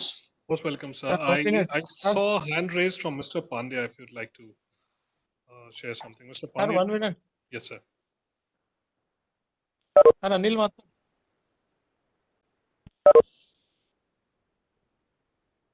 Hello. Yes, sir. बोलिए sir. Where is our lunch? Sir, where is our lunch? Lunch is placed at the home. Every participant's home it is placed, and in future we will be together at the time of hackathon. Global hackathon we'll have together. We want to have a lunch with you, sir. So lunch is ready, sir. Lunch is ready. I'm coming It's with ready, lunch. sir. Just come. Yeah. Thank you. Thank you, Professor Anil Mathur Saab. We all are grateful. You see the participant greetings you, and Sankara also, and Atu also. These participants encourage us. So we will have more and more. So with this few words, once again, thanks a lot to all, and we will rejoin at 3 p.m. Thank you very much, sir. Welcome. सही है? हाँ, सही है.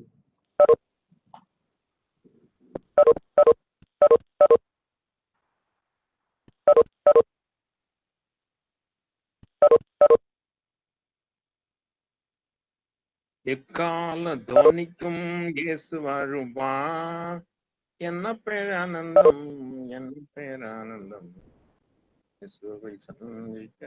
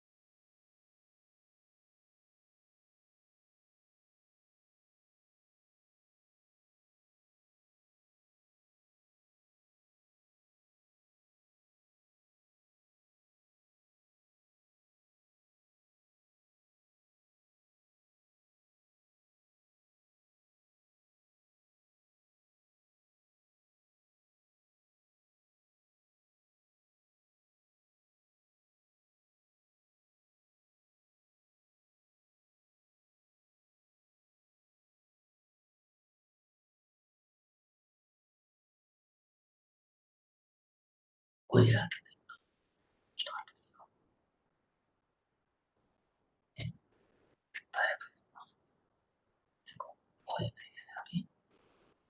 all are on mute.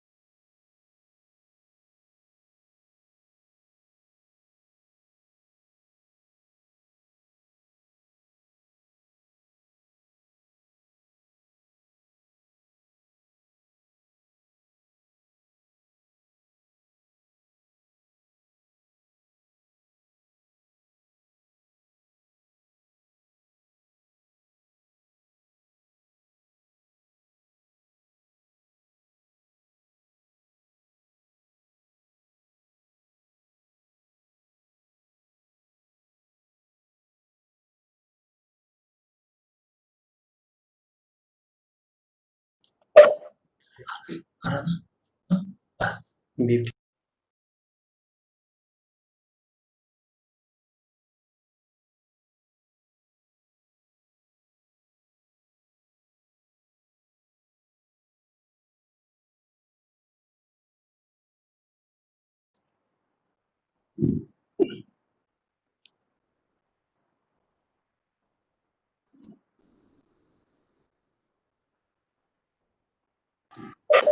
Yeah. Okay. Sir, it is audible, sir.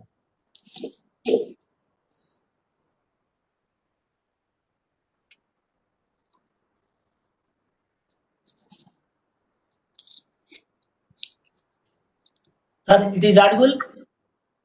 Yes. Okay. Audible. Okay. Thank you. Thank you. Yes. Okay. Okay. Okay.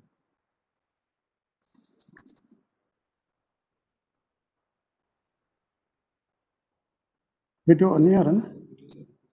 आ रहा है ना? हाँ, आ रहा है. सर शेयरिंग दे दिया ना सर? शेयरिंग का नहीं, हमारा तरफ से है, क्लियर कर दिया, आप भी एक बार देखना है.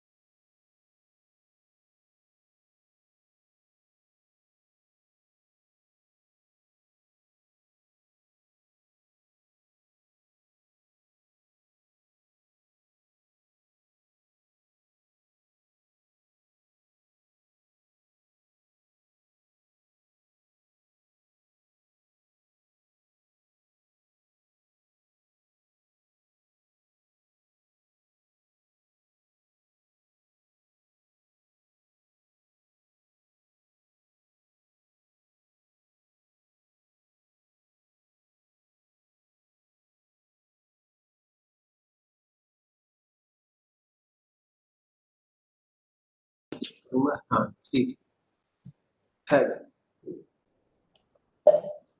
ऑनरेबल डीजी साहब नमस्कार। Good afternoon. Good afternoon, everyone. Very good afternoon and welcome to Director General Sir Professor P. Chandrasekhara ji and all participants.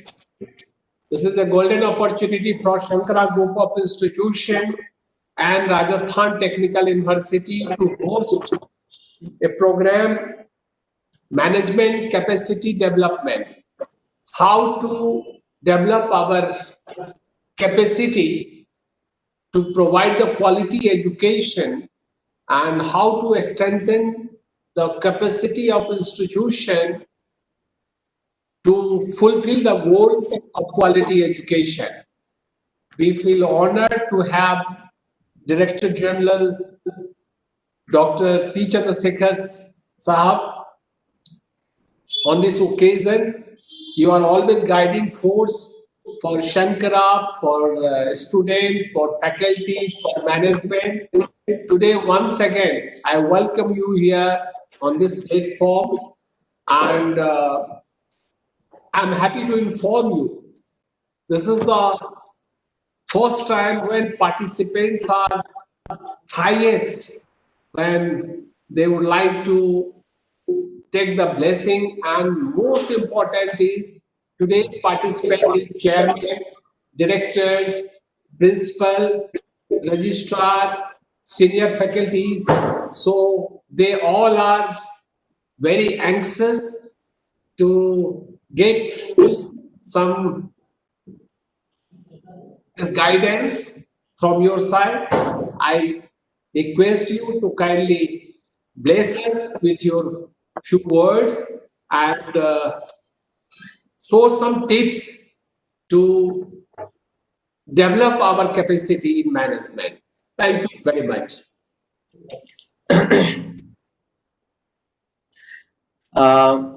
Good afternoon to everyone present in this, important webinar.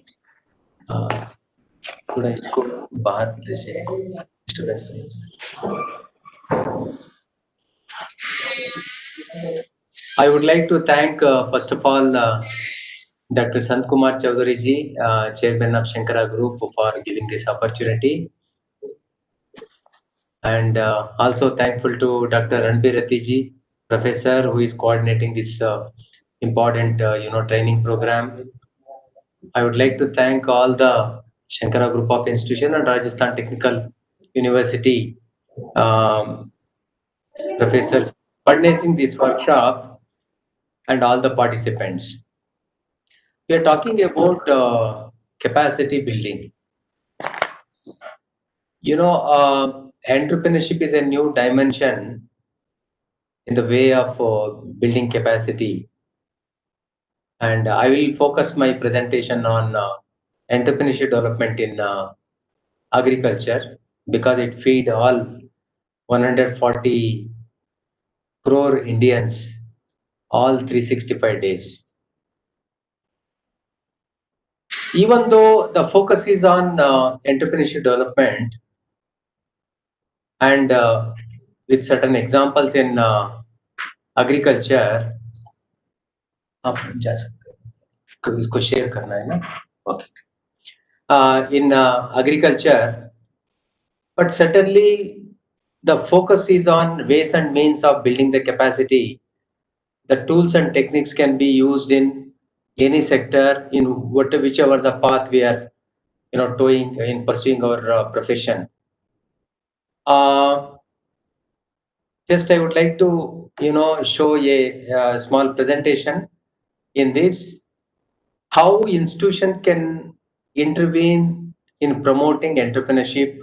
What is the institutional mechanism? The focus will be on that. It's basically a management tool. Different tools and techniques are, applied for entrepreneurship development in the sector of agriculture. That is number one.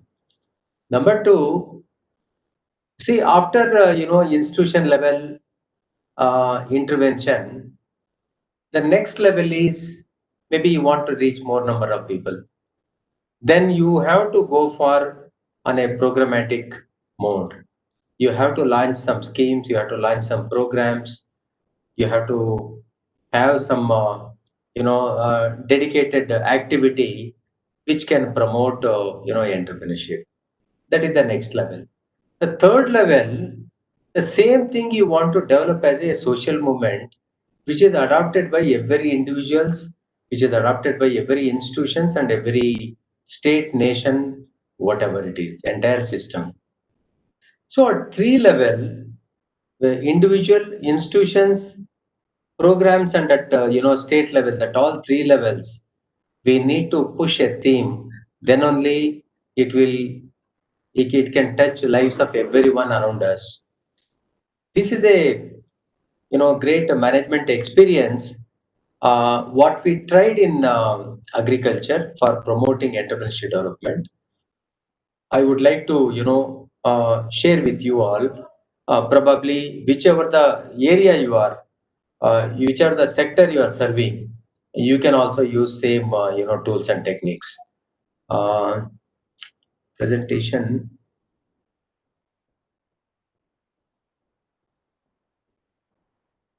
Is it visible now? Is it visible? Yes, sir, it is visible. Okay. Yes, sir. Carry on, sir. Yeah, fine.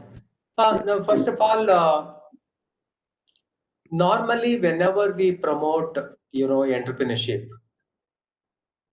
partly we think you give the training.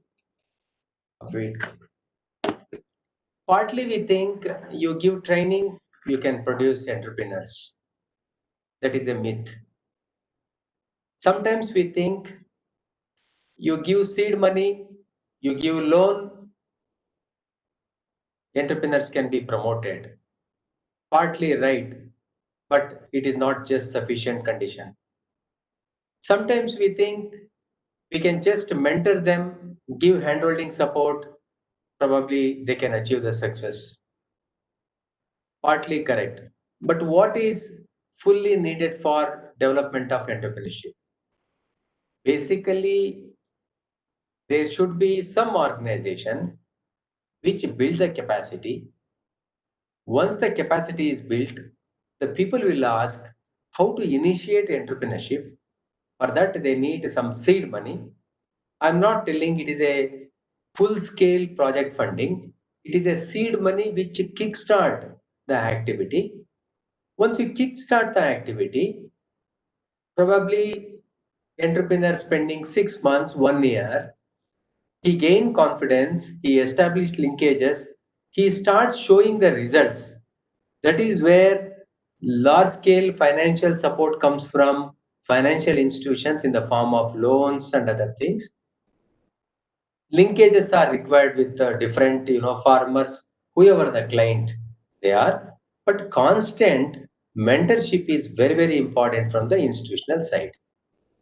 So the entrepreneurship is not just a capacity building activity. It is not just providing seed money or loan or giving linkages or just mentoring. It is combination of all.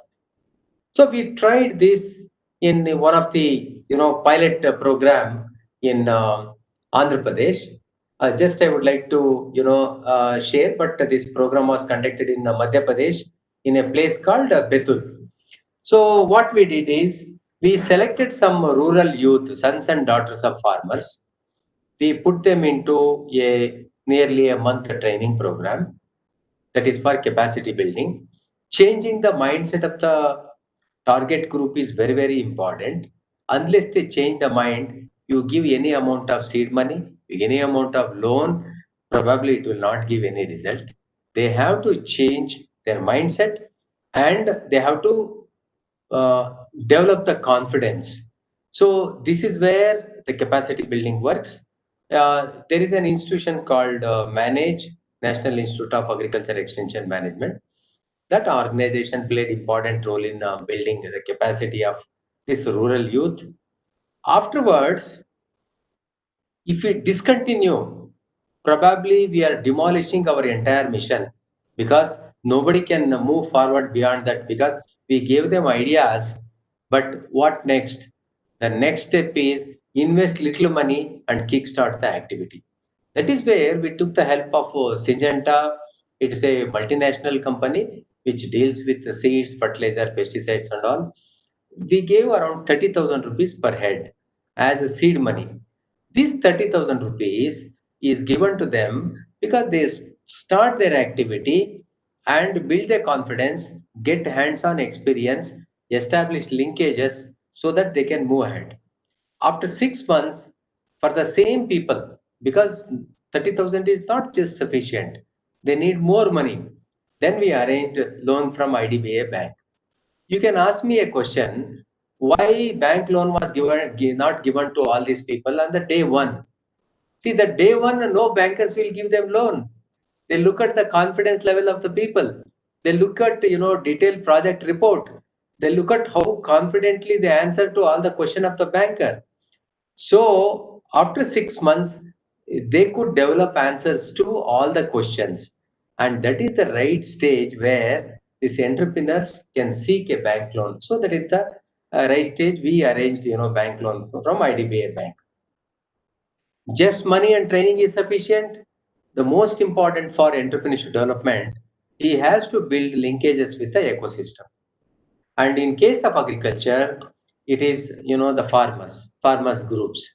So farmers want seeds, they want fertilizers, they want pesticides, they want machineries. For various purpose, they depend on these entrepreneurs. Therefore, we could establish linkage with the farmers on one side and entrepreneurs on the other side. But just not sufficient. All the time, monitoring is very, very important. See, entrepreneurs, first 6 months to 1 year is very critical time. It is just like you sow a seed and in the nursery, carefully you have to raise the seedlings, and only when you transplant in the main field, that will become a crop. So in agriculture, that is the basic principle. You protect the nursery, your crop is protected. So you protect your baby, the very good future is ensured. The same thing is, applicable here. So every constant monitoring is, mentorship is required by some professional organization for first 1 year. And after 1 year, they will not look back, they will move ahead. So it is consortium approach of capacity building, seed money, loans, linkages with stakeholders, and constant mentoring. This in combination, we could able to produce just more than 50% of the result. You can just imagine, if you can try with one component, probably the result is one, tenth of this. Therefore, maybe you are in, engineering, you are in education, you are in, science discipline, promoting some entrepreneurs. Try for consortium approach. That is very, very important for successful entrepreneurship development. So what I explained, the same thing is, given here. After 1 year, we called the same entrepreneurs back just to understand what are the problems they faced in the field. See, this is also very, very important. And they asked very practical questions. The answers were given by some of the most experienced entrepreneurs. So it is learning from experience of other people is very, very important, especially for practitioners. Now, after 1 year, suppose if I start telling them about the theories in management, it may not impress them well. It may not give them solutions to their problems. Some experienced person who passed the same journey, same stages, he will come back and explain to these people what are the solutions. That is what we did after 1 year, and we could able to increase even the success rate also. Now, these are all some of the photos with these entrepreneurs. And the second one now, see, when you give education to at intermediate level or graduation level, not all the people will become entrepreneurs. They're interested. Majority of the people are interested in getting some jobs. But who will give jobs to 8th class, 10th class pass people who are sons and daughters in the rural areas? That is a bigger question. So we just try to create some kind of employability for rural population. So what is the management path we have followed in creating employment for the rural youth? Rural youth, rural areas, the main activity is agriculture.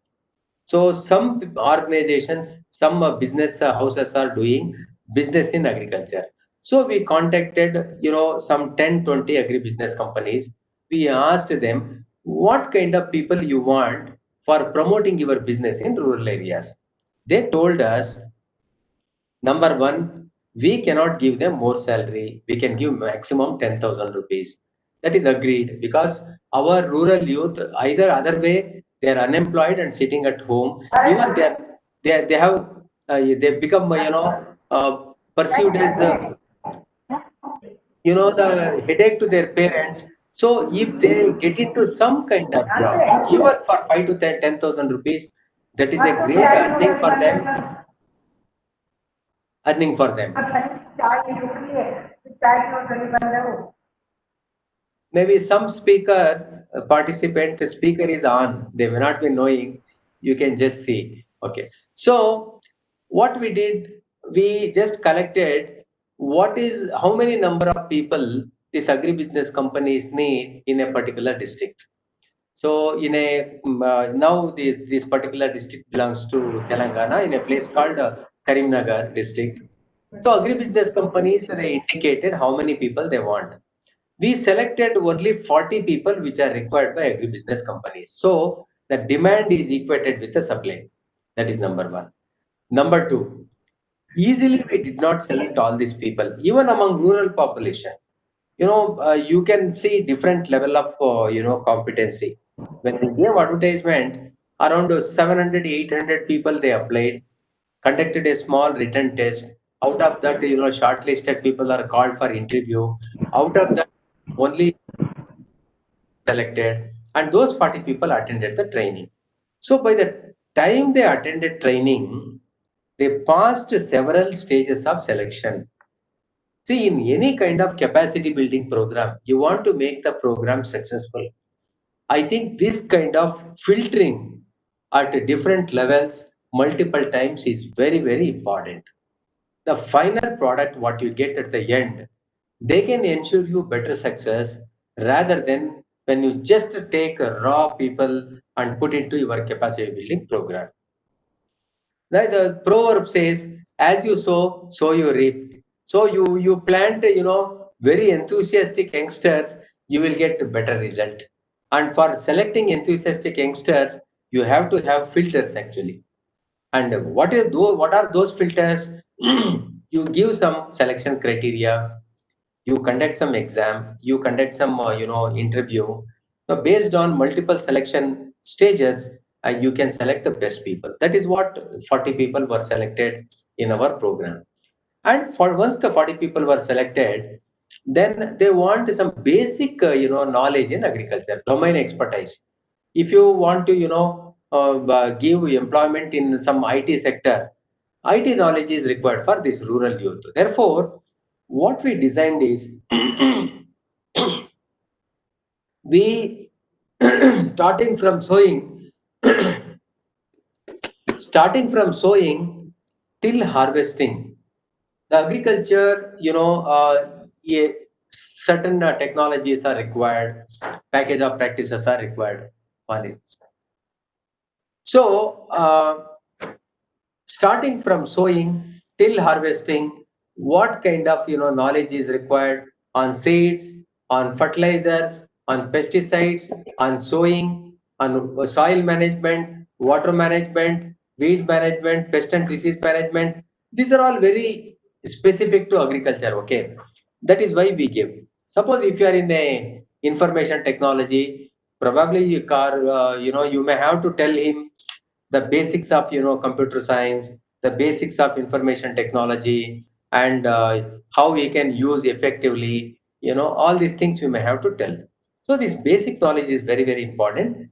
We made it a residential program.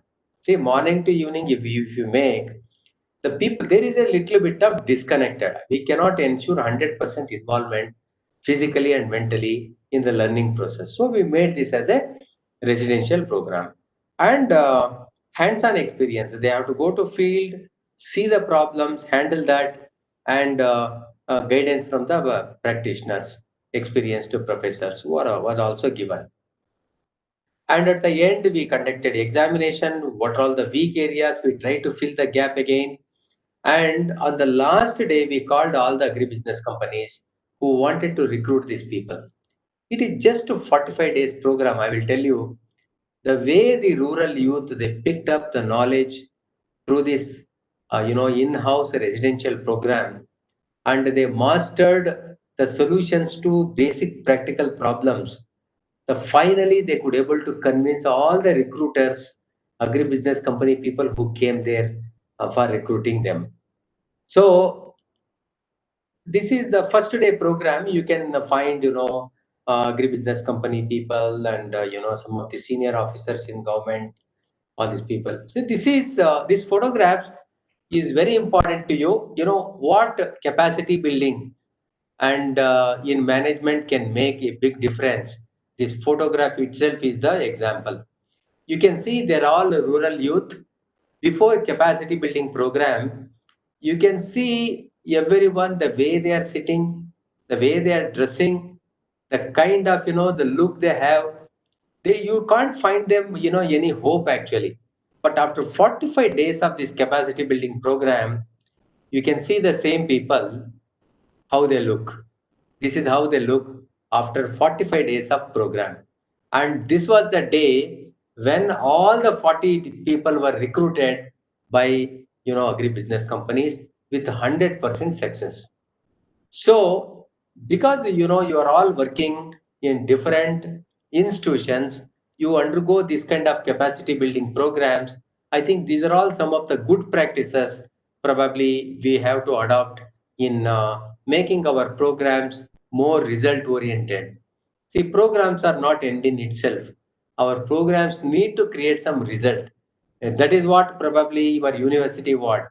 That is what your management want. So it has to, any program has to create results. They should be result oriented. Therefore, some of the good practices we may have to practice. Now the third one, this is at individual level and institutions level, and we want to reach more number of people. It should be on a programmatic scale. So we launched a program during 2002. Dr. Sant Kumar Chaudhary ji is here. I would like to tell everyone here, Dr. Sant Kumar Chaudhary ji was the first person to sign MOU for this national program. That was on 9th April 2002. So the program seats were shown by Dr. Sant Kumar Chaudhary ji. I would like to bring to the attention of Dr. Sant Kumar Chaudhary ji, the seats you have shown on the day. Today, 72,000 people have been trained across the country. 28,000 small enterprises in agriculture have been established in different parts of the country. So when I talk about result orientation in capacity building, this is what result orientation. It may take more time. It may take decades. Sometimes it is months, like our 45 days program. Sometimes it is decades, like this big program, but it should be result oriented. So this program, what we did, we, selected the candidates. Basically, they're all unemployed agriculture graduates. And we established a network of nodal training institutions across the country. Give them residential 2 months, very intensive training program. And please note, the training program had a purpose.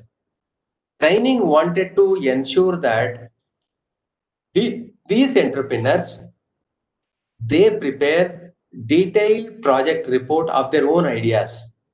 When they complete and go out of the training program, they have to implement their own detailed project report. That detailed project report was prepared by them during this training program. So for them, professional help is required. We took the help of bankers, we took the help of NABARD people, We took the help of some, professors, some of the experienced practitioners. So all helped them to prepare a good project and clear all their doubts. And finally, we could able to train them. After training, some loan of around 20 lakh rupee was given, and subsidy up to 36 to 44% was also given. Today in the country, 28,000 such small enterprises are there. So you can see here in every state the candidates who are trained. It is a nationwide program. So some of the capacity building program, if you want to upscale it at a national level, at state level, what are all some of the lessons we learn from this program? Number one, you prepare a good program, okay? Have a lot of brainstorming with all the stakeholders. Suppose, we want to develop a program in agriculture. We have to discuss with the farmers. We have to discuss with agriculture graduates. We have to discuss with agriculture universities. I see Indian Council of Agriculture Research, administrators, policy makers, scientists. So all the stakeholders you need to consult and have a total understanding and prepare a plan. That is number one. Number two, on hub and spokes model, a central institute will be there, and attached to that, in nook and corner of the country, you need to have partner institutions. Partner institution will carry your message and implement your program in whichever the state, whichever the area they are. So this is what exactly it happened. So if you pilot test a small program in your institute, you want to upscale it, probably this is the way we can. And all the way, if you are in part of the government, it becomes easy for you. Otherwise, you can join with some of the government programs, so that networking becomes very easy. These are all some of the agri entrepreneurship development activities followed by some of the trained entrepreneurs. See, some people started advisory services, some people started sales and services, agro ecotourism, some people started animal feed mixing unit, biofertilizer productions, contract farming, medicinal plants, and farm machinery unit, fisheries, floriculture. These are all varieties. It is a big list. People who are interested in agriculture may be interested in this list, but otherwise, other people, it is only a varieties of activity. So when you give, capacity building of any entrepreneur, number one in basic knowledge, number two in a special domain of his entrepreneurship.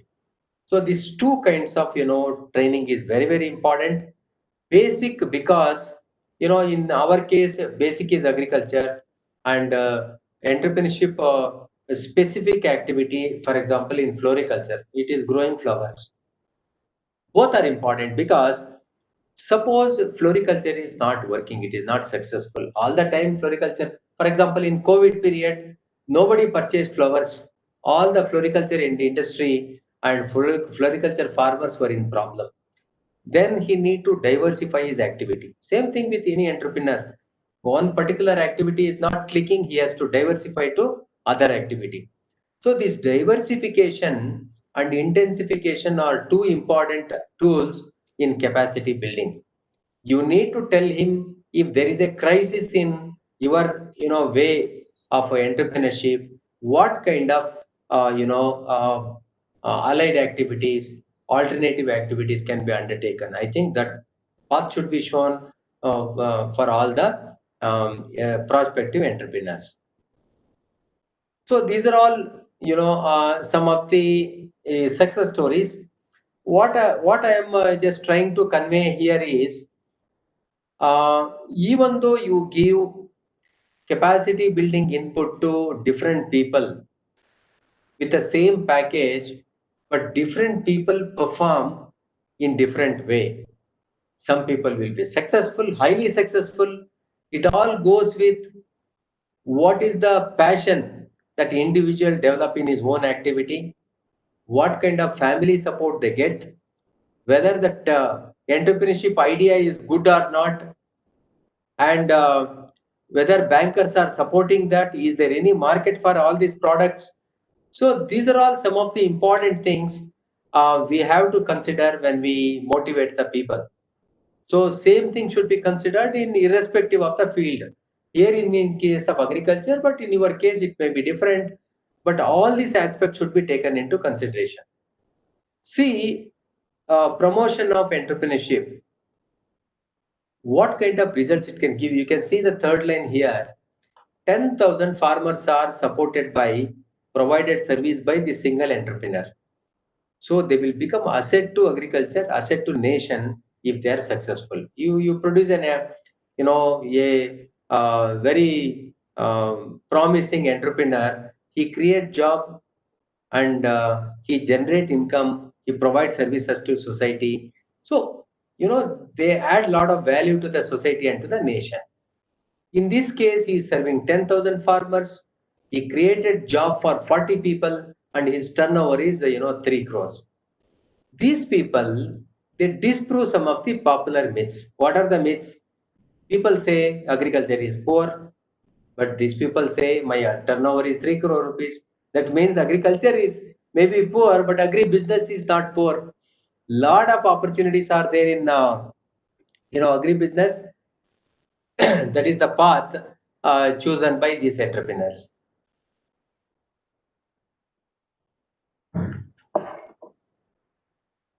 Similarly, somebody started making films in agriculture because TV channels, they wanted films. That is one way, these people found very lucrative. 2 crore turnover. They also created job for around 40 people. You can see this van. They collect fresh fruits and vegetables from the farmers, deliver to the doorstep of the consumers. This is fishery advisory services using information technology. See, these people blended information technology with fisheries with management practices. Some of their agents go to field, talk to farmers, find out example problems. They take out a water sample, fish sample.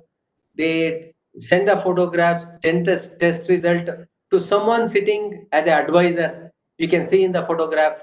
It is just like a telemedicine. Telemedicine is tried in case of fisheries.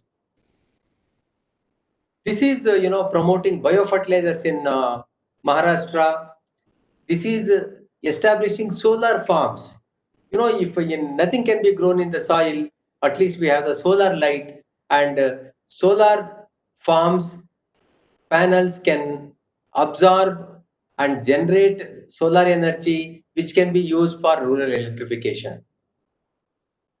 This is fish fingerlings are grown.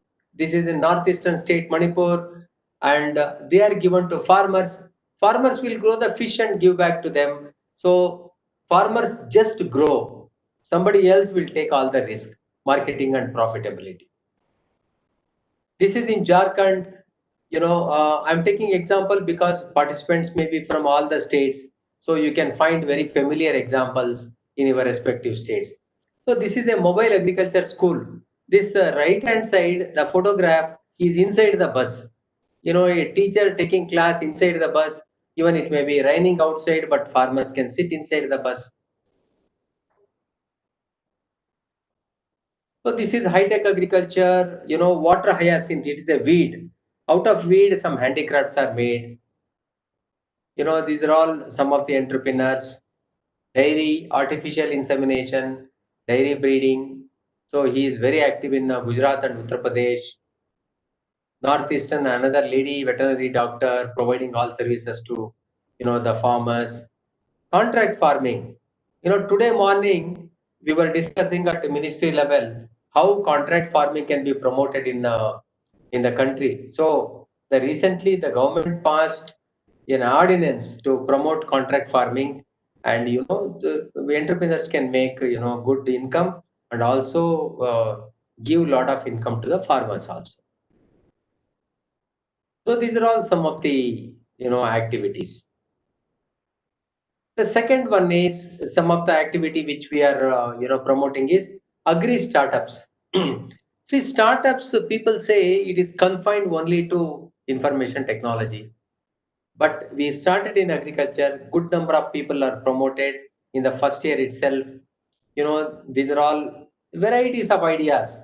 I can tell you, some people came out with, the food processing, and some people came out with, bio batteries. Some people preparation of, medicine out of weeds. So like that, varieties and varieties of ideas. These people came, for them also we are supporting. You can go to ccsneam@gov.in. This is the website of our organization, and anybody is interested, maybe your family members, your relatives, your professional colleagues, your students, somebody is interested, certainly you can go to our website. You can see our website in the bottom, and you will get more information. The last one, at societal level, if you want to promote any entrepreneurship as a social movement, that is ultimate actually. And what are the ways and means? This happened in Kerala in a program called Kutumbashri. They took only the rural women. They built their capacity by giving training. They linked them to information and credit and the market. And what are all the kinds of activities these women pursued after the training, after the capacity building through Kutumbashri? Quickly, I will go through. Okay. This is nursery. Some groups are pursuing nursery. This is food processing. Kerala coconut is produced, plenty, and they are making varieties of products out of coconut. You can find uniform. You see, in simple capacity building program, we can bring, we can build the brand, we can bring the identity, and look at the way these people are uniformed. So that shows that they are specialists in a particular field. So they are wearing a green color. They are preparing biopesticides actually, biofertilizers. Pickle manufacturing, mother kitchen. Some ladies are managing these rural transport services. This is catering. Some ladies, they are trained in construction units, daycare and play schools. They are managed by them. Flexi printing units. Give them training. It is a capacity building training. They can manage everything. This is what demonstrated in this mega program, which is happening in Kerala. Working women hostel are managed by these people. Housekeeping, you can see there, professionalism, uniform, ironing units, IT unit, mineral water production. They are running hotels, napkin manufacturing, Nutrimix, painting. They were given, training in painting. Very rarely they may get this opportunity, but whenever they get, they paid very good money. Paper plate manufacturing, band troupe, taxi owners, cloth bags, weaving. They came out with a drama troupe also. Hollow bricks manufacturing, catering units. See, the paramedical professionals, in COVID period and all, aged people going out, going to the hospital is time taking. These people go to every house, they check their BP, they check their sugar, and try to give necessary medicines and all. So it is a primary, medical care given by paratechnicians. Fitness center they are running, catching dogs also. So these are all some of the examples I wanted to give. So these friends, this is what I just wanted to share. Just to conclude, in any of the capacity building programs, selection of the participant is very, very important. As you sow, so you reap. So carefully select the participant that decides the success rate. Okay. Without scrutinizing, you select in bulk, your success will not be 100%. If you screen 2-3 stages, select good people, certainly you can have good results. Number 2, your partner institution should have the same knowledge level and commitment as you have. Good institutions. Then you can be successful in your programs. It should be a consortium approach. Just by giving loans, giving training subsidy is not sufficient. It should be consortium approach from selection till membership, and giving money, giving loans, and linking the stakeholders. All are very, very important of these. So this is what I just wanted to show with you all.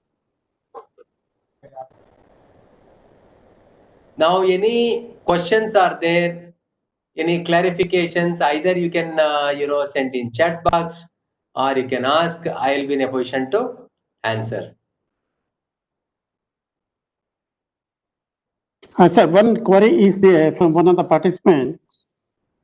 You are getting me, sir? Yeah. What would be the impact of new agricultural policies being coined by government on this? Okay. On this friends, this is very, very important. I'll just take 2 minutes, because this is a morning 11 o'clock up to 2 o'clock. I attended a meeting on this. All the 3 union ministers were there, and across the country different participants were also there. This is very, very important. I will tell you what are the important highlights. Number 1, and government passed one act by name Trade and Commerce Act. That means previously farmers used to sell all their produce in the Agriculture Produce Marketing Committee, APMCs, markets, government owned markets. But now this act says you can sell to anybody, anytime, for any price. So the freedom in marketing is given to the farmers. Okay. And there is a dispute resolution mechanism. All kinds of protections are given to the farmers so that they are not exploited outside these mandis. There is no registration fee. There is no restriction on interstate, intrastate trade. Himachal farmer can take his apple and go to Mumbai. Directly he can sell without depending on any middleman. So this is freedom in agriculture marketing.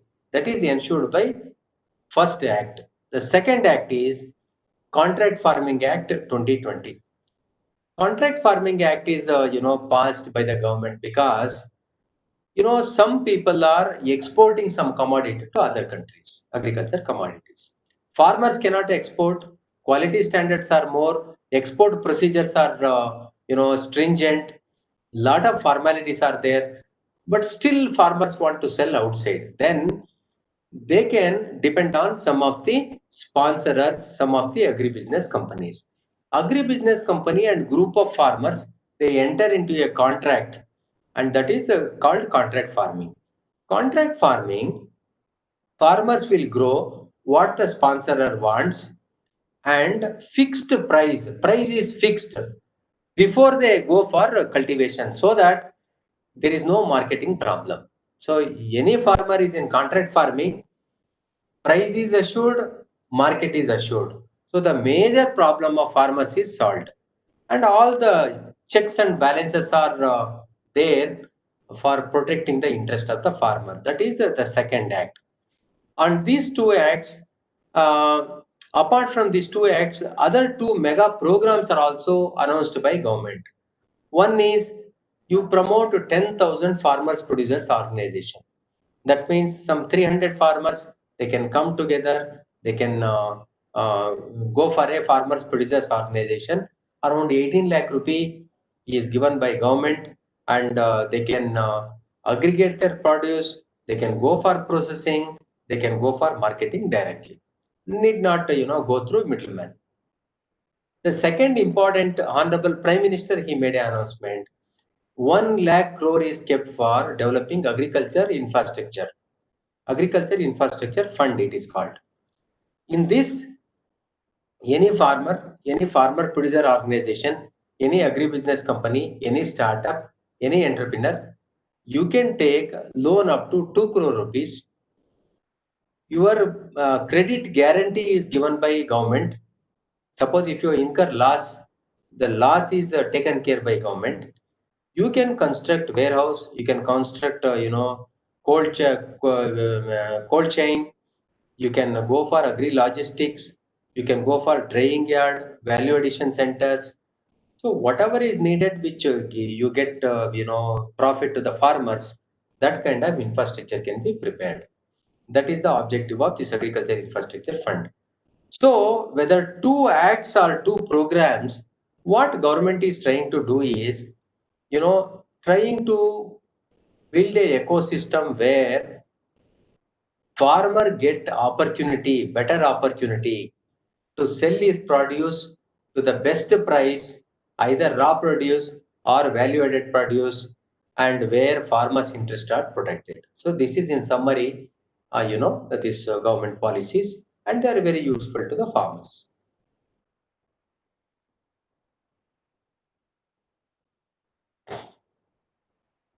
Any other? Sir,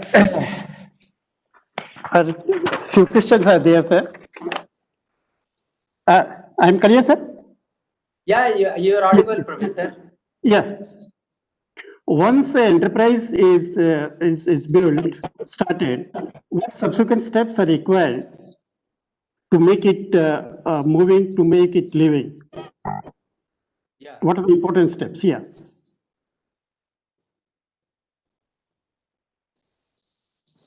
क्या होगा? It is changing the mindset of the entrepreneur. Majority of the enterprises fail because the entrepreneur himself is in confusion. He is not clear what he wants to do. These clarifications should be given. He should be allowed to ask 100 questions and we should provide all the answers. If you are successful in convincing an entrepreneur that is the path he is choosing, half of the war is won. Okay, that is the first step. The second one is technical knowledge. Just interest is there, that is not sufficient. He is very passionate. So what? Technically, he should be very sound. Therefore, in domain, that particular domain, the knowledge has to be imparted. Knowledge should not be theoretical, it should be practical.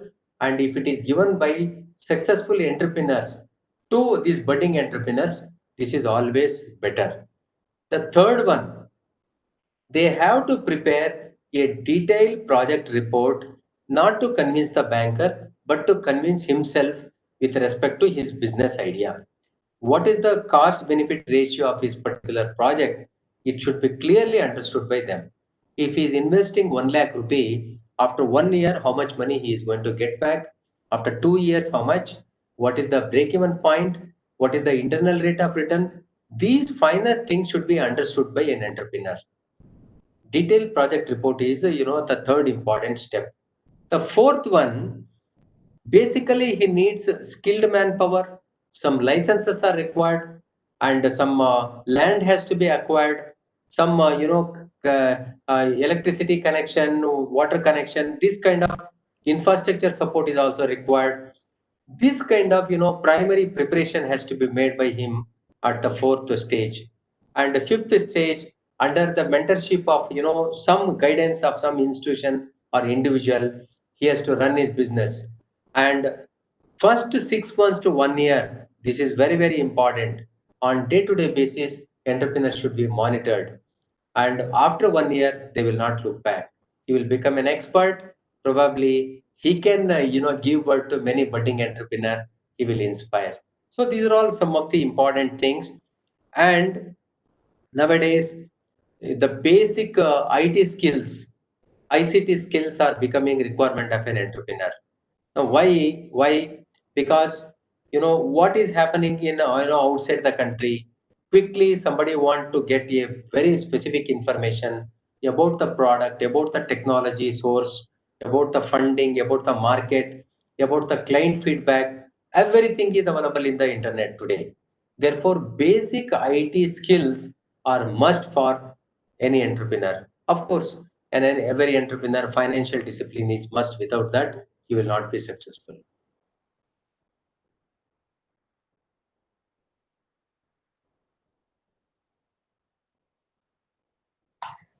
Sir, Honorable Deji sir, I have some question. Today we are talking about the management capacity development, and today's participants are chairman of the institution, principal of the institution, HODs, senior faculties of the institution, and some entrepreneurs also, some others also.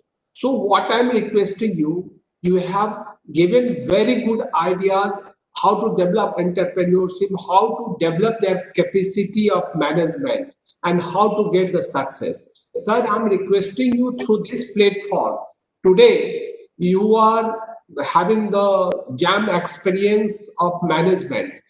So please guide us to management, principal, senior faculty members, and all participants how to develop our management capacity to give the quality education, so our result will be very fruitful, because education is the backbone of the society. So through this platform, I request you to kindly give the tips to our all participants, means all management, the principal and HODs or teachers, to develop the capacity of management for quality education. Okay.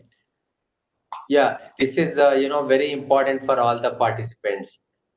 See, we are living in the age of the change. The change is mantra. Every day changes are taking place. None of us expected that COVID-19 will come and create such a havoc. None of us expected. But how we can turn this COVID as an opportunity, that we have to work out immediately. No, I will just give a small example. Now, in our institution, once the lockdown was announced, ours is a capacity building organization. So when the participants are not coming, we are not going out. The biggest question is how traditionally capacity can be built. That was the biggest challenge. The very next day of launching this lockdown announcement of the lockdown, we started online webinars and online training programs like this on March 24th, March 23rd, lockdown was announced. Immediately we started. So for us, we went with a philosophy that let us not waste the crisis. Crisis comes whether we like it or not. See, we have to face the COVID. But how to face the COVID? So we came out with, these webinars and online program. As on today, we could conduct 120 program covering 10,000 people. So normally in every year, we used to reach around 5,000 people through physical programs. But during this 6 months of COVID period, through online program, we could able to reach 10,000 people, and another half a year is still ahead of us. It is a bonus for us. So what I am trying to tell is, every crisis is an opportunity. Crisis comes, no doubt in that. That is where management plays very important role. So the change management is very, very important for any institution. We have to, adjust to the changes. And who are the ambassadors who manage the change? For example, the management is very, very important. You need to have, short-term and long-term change management policy. And accordingly, every faculty member in our institution should know what exactly management wants in next 6 months or next 1 year.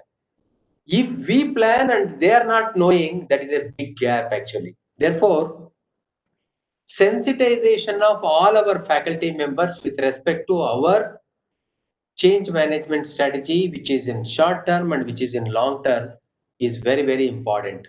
What is there in the heart of the management, what is there in the brain of the management, should go to the heart and brain of every faculty member. Then only our cycle is complete. See, that is the first step. Second one is, just by sensitization, probably the total change in the mindset will not take place. Constantly, we have to reinforce the message. Psychologically, it is proved that you repeat 10 times, even the lie becomes a truth. That is what, very lighter way it is told. But if you repeat the truth 10 times, it will go to their brain, it will go to their heart. Therefore, even the capacity building of, the faculty, our faculty members, very frequent capacity building is very, very important.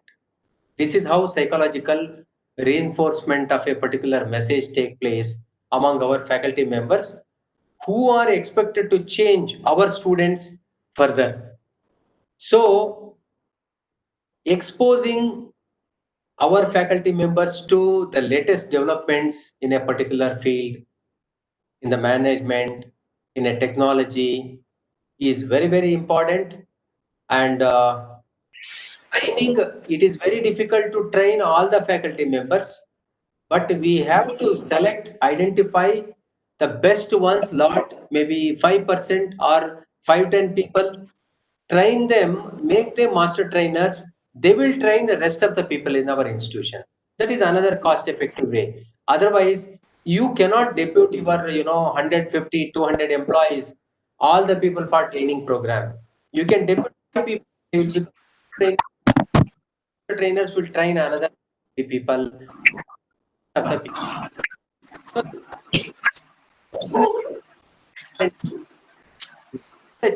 What you are thinking, whether it is manifested among the students, it has to be ensured. From you, it will go to management, it will go to faculty, master trainers, it will go to other faculty, it will go to students. So the students, you have to see the changes in students, then only the cycle is complete. Therefore, monitoring, the successful implementation of this change management is very, very important at all the stages.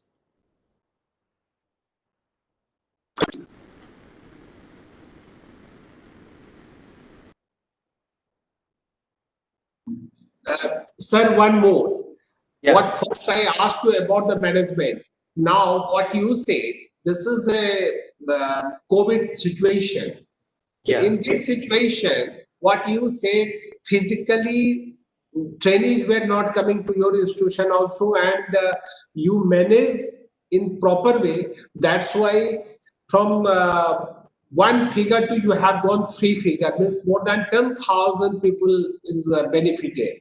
What I'm requesting you, same way, students are in their own town, in their own village, they are not coming to the institution.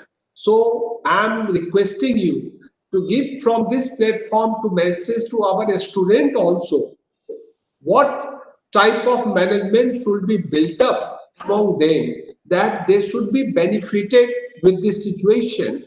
They should not feel embarrassed that in COVID, their education has gone, they are not in position to cope. So what suggestion you are giving to our student to develop their capacity in management to continue their education? Okay.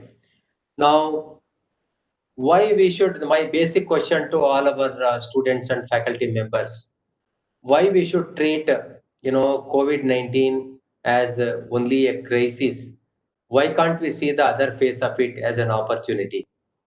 Now, see the situation arises, your students will be at home, online, they will be attending your classes.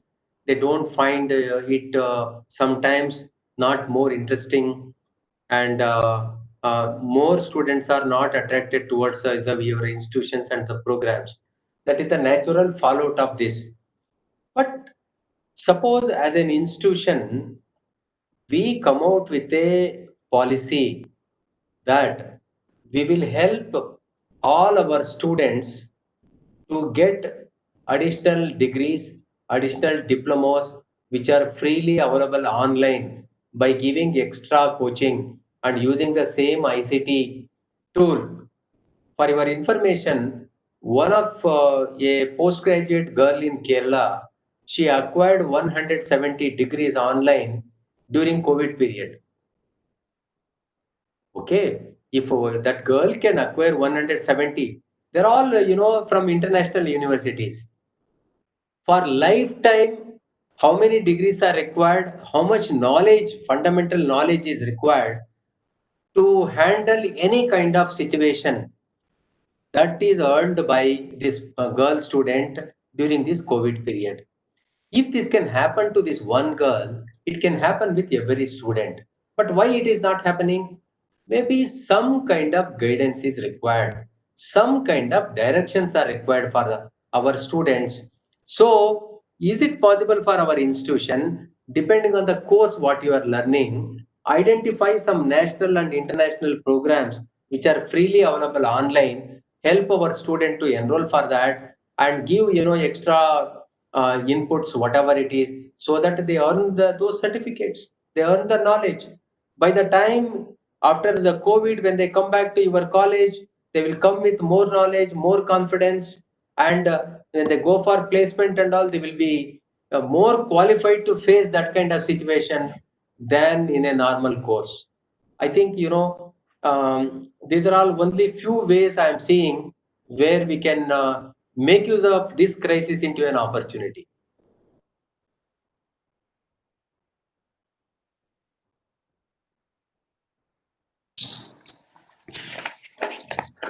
Sir, one question has come from the participant. Okay. What would be the impact of agripreneurship on the post-COVID era? Okay. Yeah. Now, Professor, this is very important question. So all our, the participants, you have to understand that anything can stop, but not agriculture, because we don't stop eating breakfast, lunch, and dinner. These three will decide the very survival of mankind. So as long as mankind is there, the agriculture will survive. As long as agriculture is there, agripreneurship will survive. For your kind information, in COVID period, some of the e-trading platforms in agriculture, for example, bigbasket.com or Zomato or whoever it is, they made maximum money during this COVID period. And in post-COVID period, they have adopted all the precautionary measures, more confidence is created among the people, and this is institutionalized in the society. Now, because of the COVID period, now people are going for more online ordering rather than going to the hotels. Going to the hotels, people are fearing.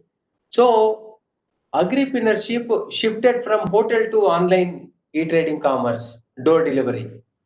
So, it can change the directions, take different shapes, but agriculture is one thing which is required for the survival of the mankind. It will be there as long as mankind survives. During COVID period, this country produced the highest food grains, 292 million tons of food grains, which can feed entire nation. Another 70-80 millions will be extra, metric million tons will be extra for our country, which is a buffer stock. So, and when all the sectors during the COVID period, for example, construction sector, last quarter growth rate was minus 50%.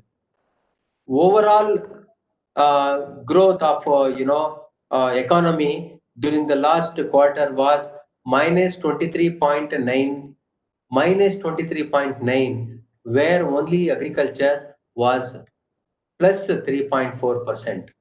Because people consume food, whether it is COVID, post-COVID, pre-COVID, as long as they are alive, they keep consuming the food. That is where there is a ever demand for the agri product. So it is a evergreen occupation. Nothing to worry about that.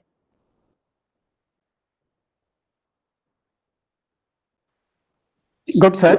Because your talks are very interesting. Questions keeps on pouring.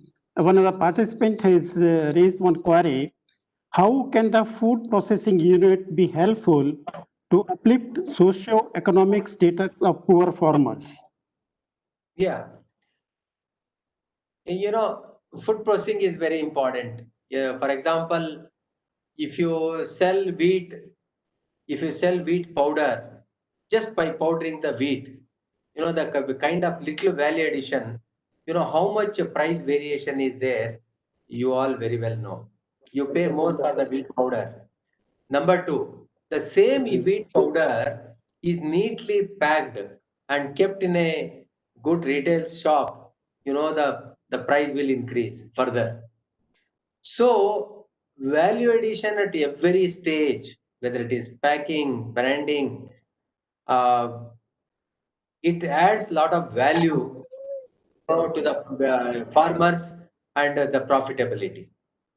But farmers are not involved in the value addition, food processing. That is unfortunately very sad story. The entrepreneurs, agribusiness industries are more active in food processing, but not the farmers. But now the government wants to promote farmers producers companies. Some 200, 300 farmers will be together, and when they are together, the product they produce more, they can go for value addition activity. Sometimes they can go for grading, they can go for packing. Sometimes they go for storing in a cold storage, sell after some time. Sometime it can be converted into juice, sometime into ketchup, whatever it is. So these simple technologies are already available. Simple machineries are also already available. Only thing, our farmers should be taught the skill and entrepreneurship so that they will take up food processing. Now the government has come out with, I already told about 10,000 farmers producers organization. Each organization will get government funding. Number two, agri infrastructure fund. They can purchase any machineries on loan and subsidy, and they can start a food processing activity. The third and important, the Prime Minister Micro Food Enterprises program. This program, around 10,000 crore is kept for this program. In this program, if the farmers come forward with a simple technology on food processing, they will get all the assistance under this. So the government, they made provision for imparting skill, bringing farmers together, and technologies are available. Now the loans and subsidies are available. Only thing, a good ecosystem is already there. We have to, at grassroots level, whether agriculture department, horticulture department, we have to promote these farmers to go for processing so that they get more profit margin. I'll just give one example. When the farmer produce 100 rupee vegetable, they get only 30 rupees. Another 70 rupees is going to somebody else. Who are those people? Basically, they are processors only. So if the farmer become a processor, by coming together, you give all the support, the 70% profit also will go to farmer. What we are talking about, doubling farmers' income, it is easily possible. It is just possible.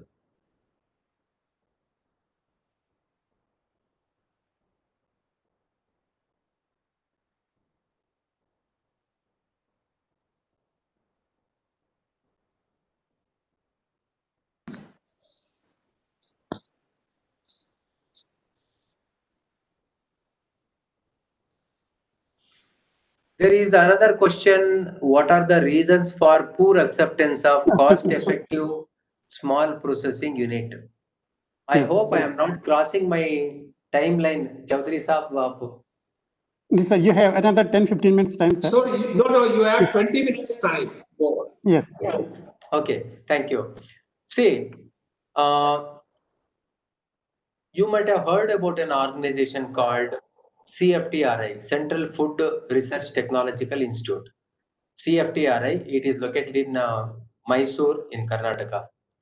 They have come out with, I think, more than 1,000 food processing technologies, small machineries. Okay. And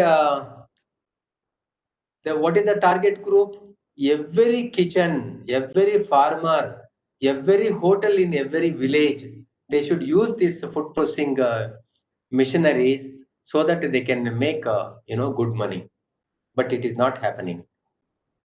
What are the reasons for poor acceptance of cost-effective small processing unit? Number one, first of all, people should know what is the technology where it is available. How many of us know that there is an institute called CFTRI in Mysore? How many of us know that there are 1000 technologies readily available in the CFTRI? So this transfer of technology plays very important role in acceptance of any kind of technology, whether it is small or big. Transfer of technology is very important. Now, how the transfer of technology takes place traditionally? Traditionally, somebody reads a success story, Dhirubhai Ambani did something, somebody get inspired out of that, they start the same business. This takes, thousands of years to promote, on a bigger scale. Basically, it should be an institutional mechanism. Our MSME institute is there. Maybe the Director General of MSME is also handling a session tomorrow. Probably you can ask, the Director General, what are the programs launched by Ministry of MSME to popularize these micro enterprises? The MSME Institute, certainly they will tell what are all the programs. They have a large number of programs. So the transfer of technology is first important thing. Second thing, normally on the machineries, high investment cost. For example, 2 lakh rupee, 3 lakh rupee, small entrepreneur, he cannot invest so much of money. So the investment is another problem. So this is where the government programs, the loans and subsidies from the banks, they help a lot. So this investment problem has to be overcome by giving some financial support. The third one, some kind of skill set is required for handling that kind of machineries. You gave the, they are aware about the technology and you gave them loan, they took the machineries and how to operate the machinery, the skill set. I will share very interesting example. So I was in a small country called, Malawi in Africa. That is called warm heart of Africa. That's a small country. So I was interacting with the Indian ambassador. Indian ambassador told India gifted, some X-ray missions and scanning missions to Malawi as a gift, international cooperation. India, with goodwill, they gifted. So it took, long time for those people to open that and making it operational because there is no serviceman there. So they have to create, some kind of, ecosystem where some serviceman is there who knows how to operate it. Something goes wrong, they have to come and rectify this. This is very important problem whenever we handle this micro enterprises. Kind of service, some missions go out of order. We don't know where is the person who is specialized in, repairing this particular machinery. How to call them? He's in Pune. This small entrepreneur, whether he can pay his, airfare and his high charges, and what is the guarantee that after coming back he will repair it or not? So these are all some of the issues, which are good. Networking is very important. Service networking for promotion of MSME is very important. Then whatever the product you produce with this MSME, whether it can compete with a big industry company, big company. See, the big company make, big investment. Normally they go for very aggressive advertisement and they can convince the masses very effectively. And they can sell, very surprisingly. In one remote village in Arunachal Pradesh where I visited, I was asking farmers whether, you get fertilizers, you get pesticide here, farming dominated village. Coca-Cola was sold in that village, but not fertilizers. Look at the aggressive marketing strategy used by some of the, big companies. But small MSMEs, micro entrepreneurs, they cannot, go spend so much of money. This is one of the challenge. But advantage is price competitiveness. In small scale industries, normally your cost of production is very less. you know, you can always challenge a big player. So, and your network in the local, surrounding your village, surrounding your taluka, surrounding your district, and you have, you know, you can play a dominant role than anybody else. Therefore, certain advantages are there, certain disadvantages are there, but this entrepreneur has to make a good use of strengths and advantages and win the war.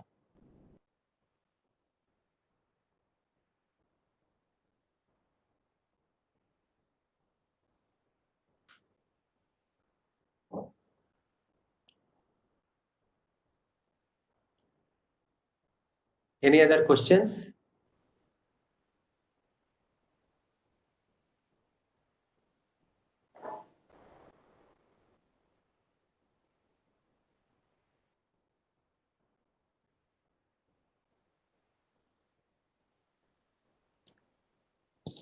Sir, human resource is required in whatever organization is there, whether it's institutions, manufacturing, or service industry.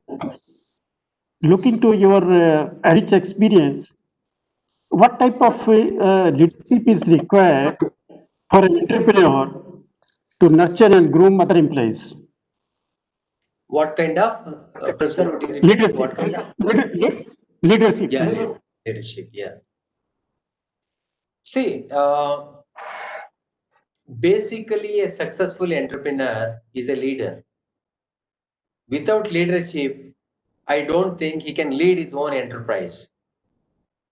He has to lead his technology, he has to lead his finance, he has to lead his people, he has to lead his infrastructure, he has to lead his linkages. Initiative plays very important role. He has to foresee the problems. He has to start working on the problems which he is foreseeing after 6 months, 1 year. He has to make a preparation. He has to keep his people ready. So initiativeness and leadership plays very important, role. Some kind of financial preparation he has to make. Some kind of, mental preparedness he has to make among his manpower, changing the mindset. So leadership is very important, and his leadership should be accepted by all the people. It should be more inspiring, and voluntarily people accept his leadership rather than the stick policy. Okay, that is very easy to handle the people shortcut, but not long lasting. Some of the very good organizations, I think the leadership are very inspiring, and there are hundreds of examples are there. So entrepreneur should be basically a very inspiring, passionate leader, and this quality plays very important role. Therefore, as an institution, we have a role. Whenever we train entrepreneurs, training them in leadership qualities, mentoring them in developing, nurturing, retaining, sustaining those qualities, mentoring in that direction from our institution side is very important. Look, in one session, nobody can become a leader. It's a never-ending marathon, actually. So at different stages, different kinds of inputs are required by these emerging leaders. Therefore, constantly interacting with our students or entrepreneurs and giving a helping hand to them to develop, emerge as a very effective leader is the institution responsibility.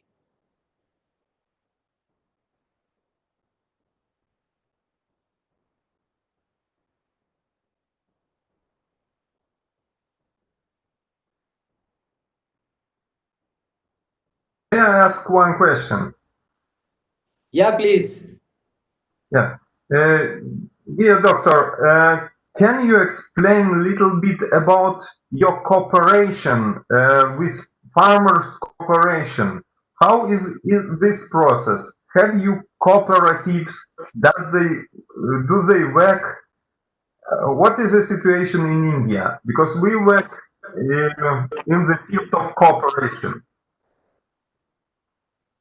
This is excellent, the question, because in the beginning of this, during 1900, immediately after our independence, India wanted to develop good number of cooperatives in our country. So the Ministry of Agriculture is also named as Ministry of Agriculture, Cooperation and Farmers Welfare. Cooperation is inbuilt in agriculture.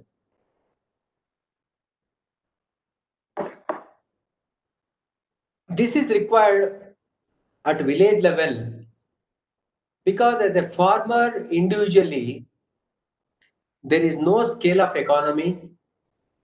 He cannot sell 100 kilos what he produce, taking to a very distant market where even though profit is available, the transportation cost is very high. Just imagine 1,000 farmers coming together, making a cooperative. They can hire a lorry, pool all their produce. They can go to the nearby market and they can sell and make a good profit.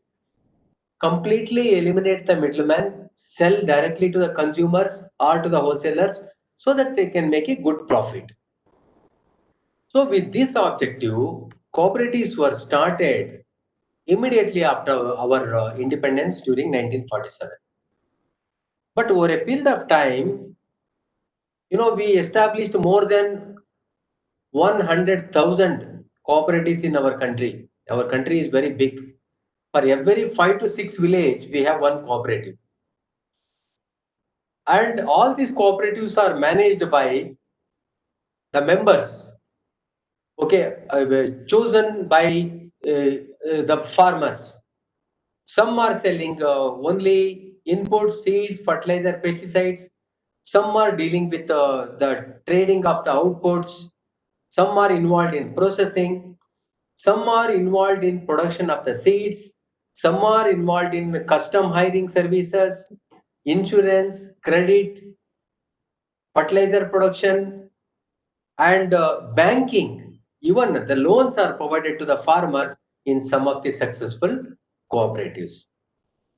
And the cooperatives are diversifying also. They are not confined only to agriculture.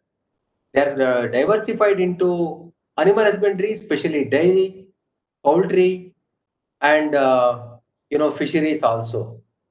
You might have heard about Amul, one of the famous story of cooperatives.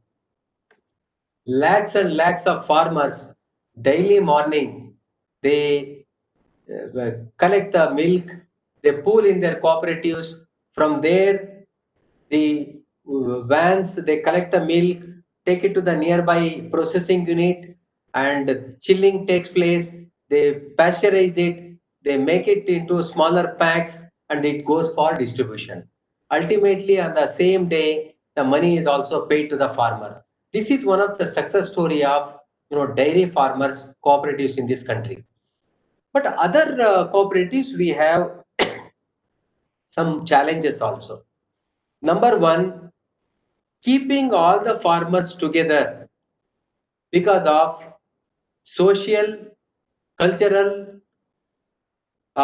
economical, political diversity among the members. This is one of the biggest challenge. Basically, it is a heterogeneous group. Some politics enter into management of cooperatives rather than interest of the farmers. This is seems to be one of the important reason where some of the cooperatives went out of track. But management trainings are given, and coming back to the practice, very rarely these things are seen. But nowadays, professionally qualified CEOs, chief executive officers, are appointed by government to run some of the farmers producers organization. Therefore, management leadership is given to farmers producers organization so that the cooperation is intact, promoted by a facilitator. Earlier, this facilitator was not there.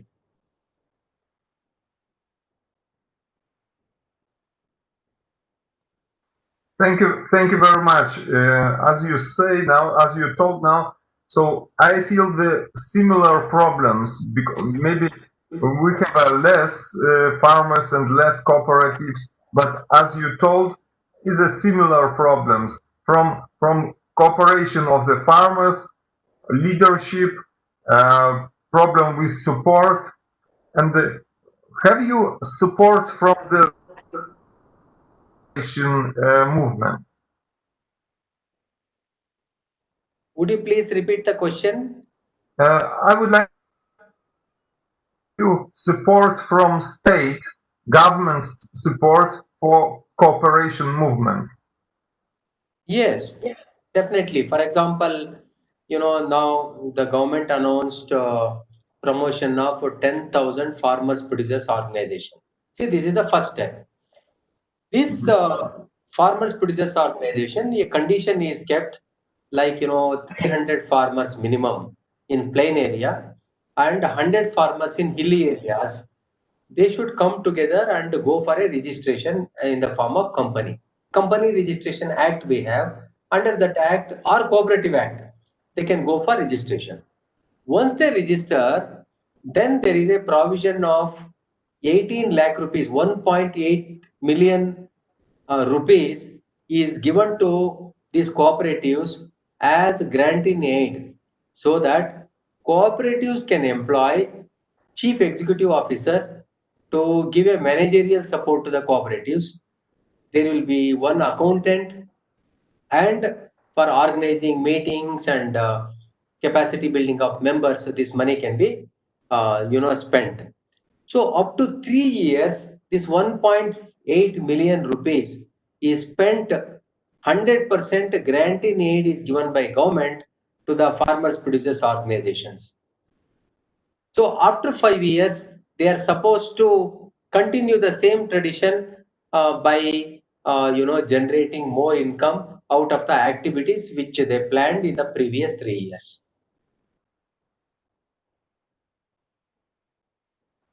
Okay, thank you very much. We have a similar problem with capacity building for cooperatives in Lithuania. May I send you some information about it? Maybe you will be interested for this.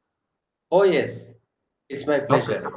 So I will send you a model of capacity building. Maybe you will be interested and we will find possibility to communicate for future. Thank you very much. Thank you.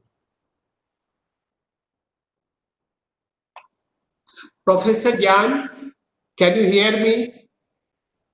Yes, please. Yes, sir. I'm Dr. S.K. Chaudhary. I'm the chairperson of Shankara Group of Institution. Sir, I'm inviting you and your other farmers, if they are coming to our nation for their visit. So what I am requesting you, there should be a fusion. Whatever we are having infrastructure like NIAM, where Professor Chandrasekhar is the DG, one of the best organization of our country, MSME. So I can take them to our institution and we can have an interaction with your farmers, with your teacher, professors. So I'm requesting you, if there is any possibility from the university, they can come to our institution and they will be our guest. So we will have interaction program for education, for culture, for sports. We will be coming closer, because what you said, language-wise, our Sanskrit and Lithuanian language, it's very similar, very closely related. And we feel proud that our ancestors and your ancestors were very close. That's why, because in our country, we call Sanskrit as a Dev Bhasha, means God's language. So from beginning, it's a great honor to India that we are having a great friend nation like Lithuania and great friend like Professor Jan. So I'm inviting you, please come, please visit our country. It will be our honor. and ask your farmers, ask your agriculture student or anybody who will be coming to our nation, they will be taken care by us. And we will have full time to enjoy. We will exchange our views and a lot of things will come out. And next time, whenever you will request, we will be visiting to your place. That will be nice. Thank you very much for your invitation. I think only one problem now is COVID. When it will finish, will be possibility to move from one country to another, and it will be easy. Maybe we will think about possibility and maybe we will find exactly time similar. We want to see your agriculture. We want to see cooperatives, for example, and the proceeding farms, and as well we can show us our experience as well in Lithuania and as well in Poland, because we are close. So thank you very much one time more, and we need to survive in this COVID time. Yes, sir. So I'm requesting you in advance invitation. I'm giving you. It is known to everybody. After this COVID, thanks to God, certainly now it's improving day by day in our country also. Now day by day, percent of COVID is decreasing. So after finishing this episode, this phase, bad phase, then you can visit us and we will be also visiting to your place. Thank you. Thank you very much.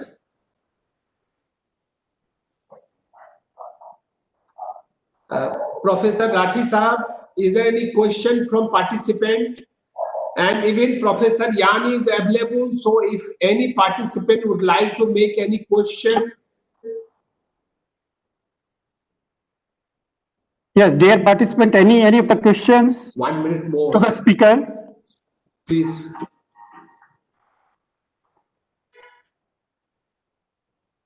Sir, I think no more questions are there. We can go for. Can we ask one thing? Can we ask our DG Sahab if he has some queries with Mr. Yan? So through DG Sahab, our participant will be benefited if he has any queries with Professor Yan.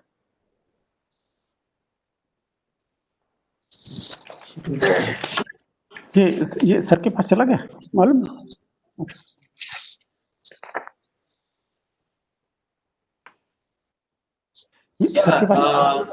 Sir के पास भी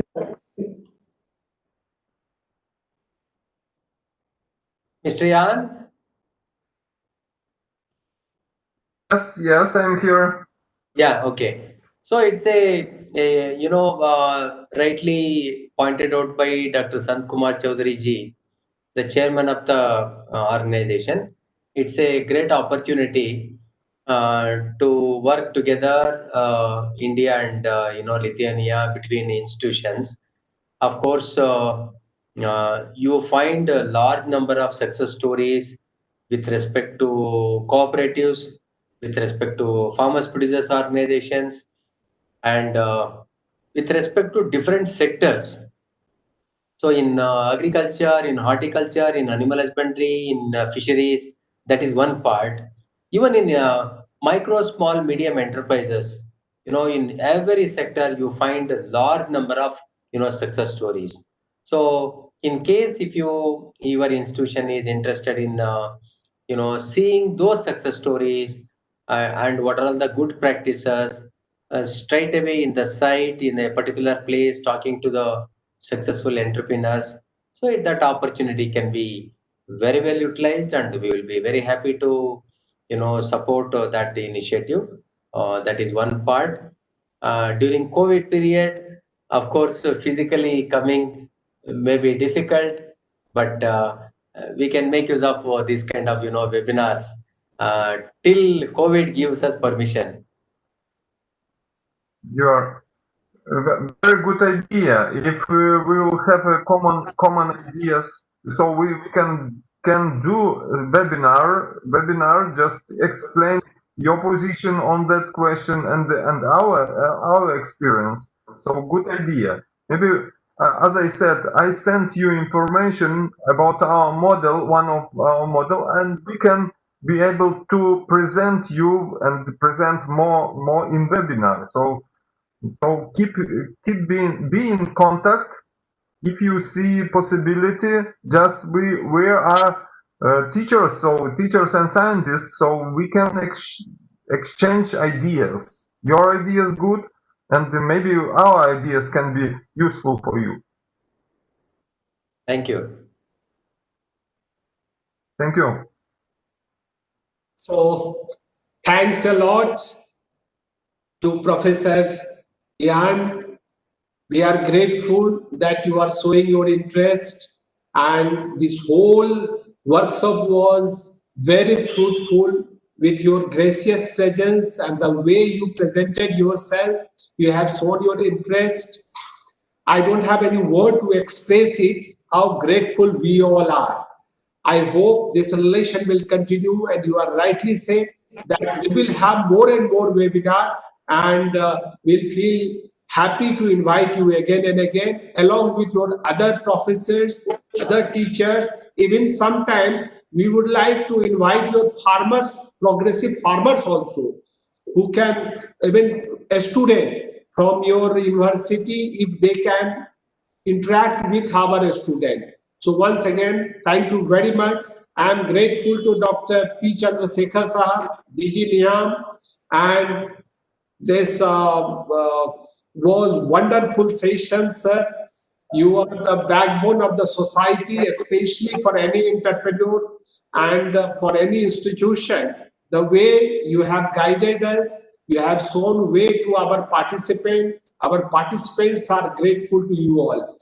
Once again, thanks to our participant. Really, we feel proud to receive you here. The way you are giving your support, it is unforgettable. This whole success was banking upon your presence. The way you have shown your presence, it's a wonderful. Now we will be joining tomorrow at 10. So till that time, bye-bye to everybody, with hope that we will come tomorrow morning at 10 a.m. Thank you very much. Thank you. Thank you all. Sir, tomorrow at 11 o'clock, sir. 11 o'clock. 11 o'clock. Okay. Well, Okay. I'm sorry, participant and dignitaries. I must say sorry for that. Tomorrow we are meeting at 11 o'clock. 11 o'clock. 11 o'clock. And Yes. Professor Jan, you are also invited for valedictory session, where our dignitaries from Governor House of Rajasthan will be there to welcome you. And Dr. P. Chandrasekhar ji also invited for valedictory. Without your presence, valedictory function will be not possible. So you both dignitaries are required for tomorrow's session as well as for valedictory session, which will start at 3 p.m. Thank you very much. Thank you. Thank you. Thank you all. Thank you. Well.